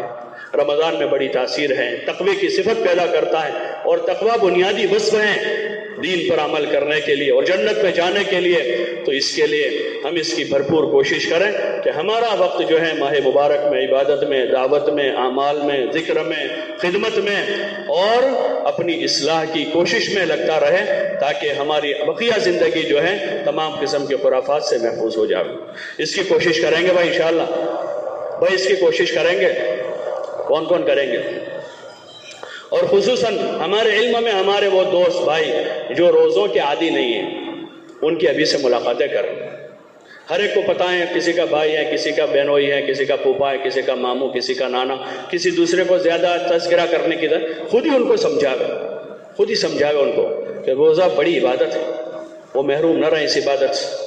اور جو لوگ رمضان میں کچھ ہوٹل وغیرہ کا نظام باقی رکھتے ہیں ان کو جا کر سمجھاوے، ان کو کہے کہ اللہ تم کو اور زیادہ عزت کی روزی دے گا، کہ اس کونے میں اس کونے میں یہاں وہاں، تو ان کو کہے کہ بھائی دیکھو اللہ جانتا ہے، اللہ سب کچھ جانتا ہے۔ آپ لوگوں کو تو یہ کہہ کر چپ کر دو کہ بھائی ہمارے پاس تو غیر مسلم مزدور آتے ہیں کھانے کے لیے اور ہمارے پاس تو باہر کے لوگ آتے ہیں، وہ آپ لوگوں کو کہہ کر خاموش کر دو گے، لیکن اللہ دلوں کے بھید جانتا ہے، اللہ دلوں کے بھید جانتا ہے، ان کو بھی سمجھاوے۔ ہر مسجد کے اطراف میں جو ہے مسجد اور جماعت ہے، وہاں پر مسجد اور جماعت ہے، ہر مسجد میں علماء ہیں، ائمہ ہیں، ان کو ساتھ لیں، وہ ساتھ لے کر ایسے بھائیوں سے ملاقاتیں کر لیں جو روزوں کے عادی نہیں ہیں، وہ روزہ رکھنا شروع کریں، یا دیگر اور کی ایسے خیال میں جو حرام کام ہے اس میں مبتلا ہیں تو ان کی ملاقاتیں کر کے ان کو اعمال میں جوڑ دیں۔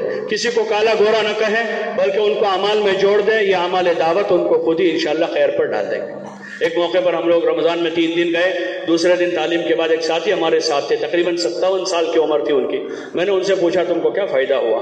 تو انہوں نے کہا کہ میری عمر 57 سال کی ہے، میں نے یہ پہلا روزہ کل رکھا۔ جماعت میں نکلے، وہ ان کا برا فعل تھا نہ رکھنے کا، جماعت میں نکل کر روزہ رکھنا شروع کر دیا۔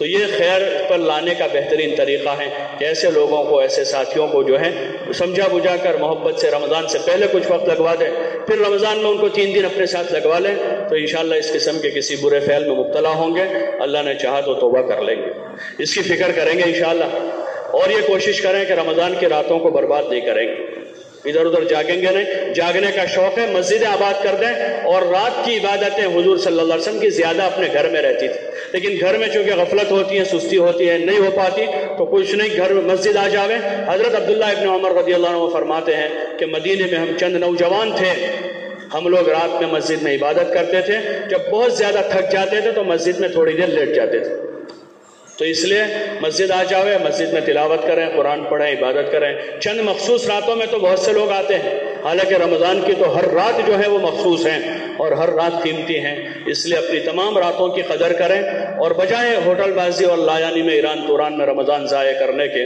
اپنے رمضان کو اعمال میں لگا دیں، خدمت میں لگا دیں، اور اپنے رمضان کو عبادت میں لگا دیں، دعوت میں لگا دیں، تاکہ فضولیات سے ہماری حفاظت ہو جاوے۔ بھائی اس کی کوشش کریں گے انشاءاللہ، اور رمضان میں لڑائی جھگڑا نہیں کریں گے۔ گرمیوں کا رمضان ہوتا ہے، صبر کریں، کتابوں میں رمضان صبر کا مہینہ، صبر کے ساتھ رہیں، گھر والوں کو بھی صبر کی تلقین کریں، تو انشاءاللہ مسئلہ ہی حل ہو جائے گا۔ اگر صبر سیکھ لیا تو سارے مسائل کا حل اسی میں۔ رمضان میں مہمان جماعتیں زیادہ آتی، جماعتیں زیادہ، ایک ایک مسجد میں 2 3 3 جماعتیں ہوتی، جماعتوں کی نصرت کریں، جماعتوں کی خدمت کریں، جماعتوں کا ساتھ دیں، ان کو ملاقاتوں میں لے جاویں، کشتوں میں ان کو لے جاویں، اور ان کے ساتھ سارے اعمال میں شریک رہیں۔ ایسا نہ ہو کہ رمضان میں ہم ایک طرف ہے، جماعت ایک طرف ہے، ایسا نہ ہو، آنے والی جماعتوں کے ساتھ رہیں، سیکھنے سکھانے میں، خدمت میں، اور ان کے اعمال میں، ان کی تعلیم میں شریک رہیں، تو انشاءاللہ جتنی محنت اور جو خیر ان کے ذریعے سے وجود میں آئے گی، اس میں انشاءاللہ ہمارا بھی حصہ ہو جائے گا۔ تو آنے والی جماعتوں کی خدمت بھی کریں اور ان کی نصرت بھی کریں، اور ان کو ساتھ لے کر ملاقاتوں اور گشتوں میں بھی پھریں، انشاءاللہ جتنی مشقت بڑھے گی اتنا ہمارا اجر بڑھ جائے گا۔ کریں گے انشاءاللہ، اللہ پاک ہم سب کو توفیق عطا فرمائے۔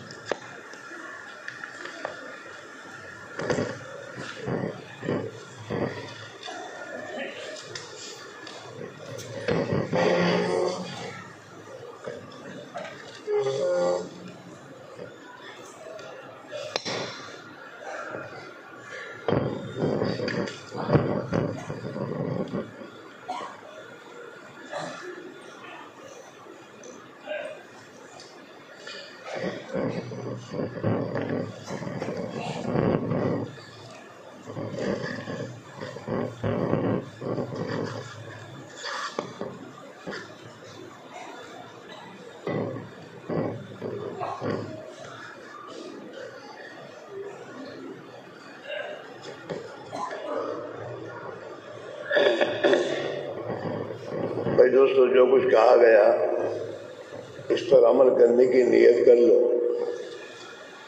اسی سے انشاءاللہ دنیا بن جائے گی، آخرت بن جائے گی۔ پریشانیوں سے نکلنے کا راستہ یہی ہے۔ ہمارے بھائی ہمارے پاس بہت سے دعا کے لیے آتے ہیں، استاد دعا کریے، دعا کریے، پریشانی ہے، تو پریشانیوں سے نکلنے کا راستہ یہ ہے، اللہ سے اپنی غلط زندگی پر توبہ کرو۔ رمضان مبارک مہینہ آ رہا ہے، رحمت کا مہینہ ہے، مغفرت کا مہینہ ہے، جہنم سے خلاصی کا مہینہ ہے، ہر قسم کی پریشانیوں سے نکلنے کا مہینہ ہے یہ، اور اپنی مغفرت کے کرانے کا مہینہ ہے، اور ہم سب چاہتے ہیں کہ ہمارے ہر مسلمان کی اللہ مغفرت فرما دیں۔ تو مغفرت کا راستہ تو یہ ہے کہ رمضان کے مہینے میں وہ روزے رکھیں، اللہ کی طاعت میں لگیں، اپنے آپ کو گناہوں سے بچائیں، اللہ کے دین کی محنت کریں۔ رمضان کا مہینہ قرآن کے نزول کا مہینہ ہے، قرآن پاک کی محنت زندہ ہونی چاہیے۔ ہمارے بچپنے میں ہم نے یہ دیکھا ہے کہ ہمارے کچھ ذمہ دار لوگ، ہمارے ابراہیم شکاری صاحب جو ہیں، وہ جوانوں کو لے کر رمضان کے مہینے میں تراویح کے بعد قرآن کا حلقہ لگا دیتے ہیں، قرآن کے صحیح کرنے کا حلقہ۔ وہ 15-20 آدمی بیٹھ جاتے گول، ایک پڑھتا تھا قرآن شریف، 2 آیتیں 3 آیتیں، اور اس میں کوئی غلطی ہوتی تو وہ جب ابراہیم شکاری جو اس کی اصلاح کر بھائی یہاں بڑا ہے یہاں چھوٹا ہے، ایسے ہر ایک 2-2 3-3 آیتیں پڑھتا اور قرآن شریف پورا ختم کرتے ہو۔ اور ہر ایک کا قرآن شریف صحیح ہو جاتا.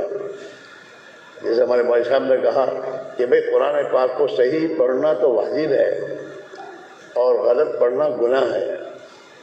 ایک آدمی صحیح کر رہا ہے اور صحیح کرتے کرتے اگر صحیح نہیں ہوا تب بھی اللہ اس کو معاف کر دے گا کہ وہ صحیح کرنے کی محنت اس نے کی ہے. لیکن ایک آدمی غلطی پڑھ رہا ہے, صحیح کرنے کی محنت ہی نہیں کر رہا, تو یہ اللہ کیا گنہگار ہے. اسی لیے بھائیوں, اس رمضان میں یہ طے کرو کہ اس میں بہت سے ہمارے ساتھی ہیں جو چاہتے ہیں قرآن شریف بچپن میں تو پڑھا نہیں. ہاں, ہماری دادی امی ہمیں کہتی تھی کہ بیٹا میں تو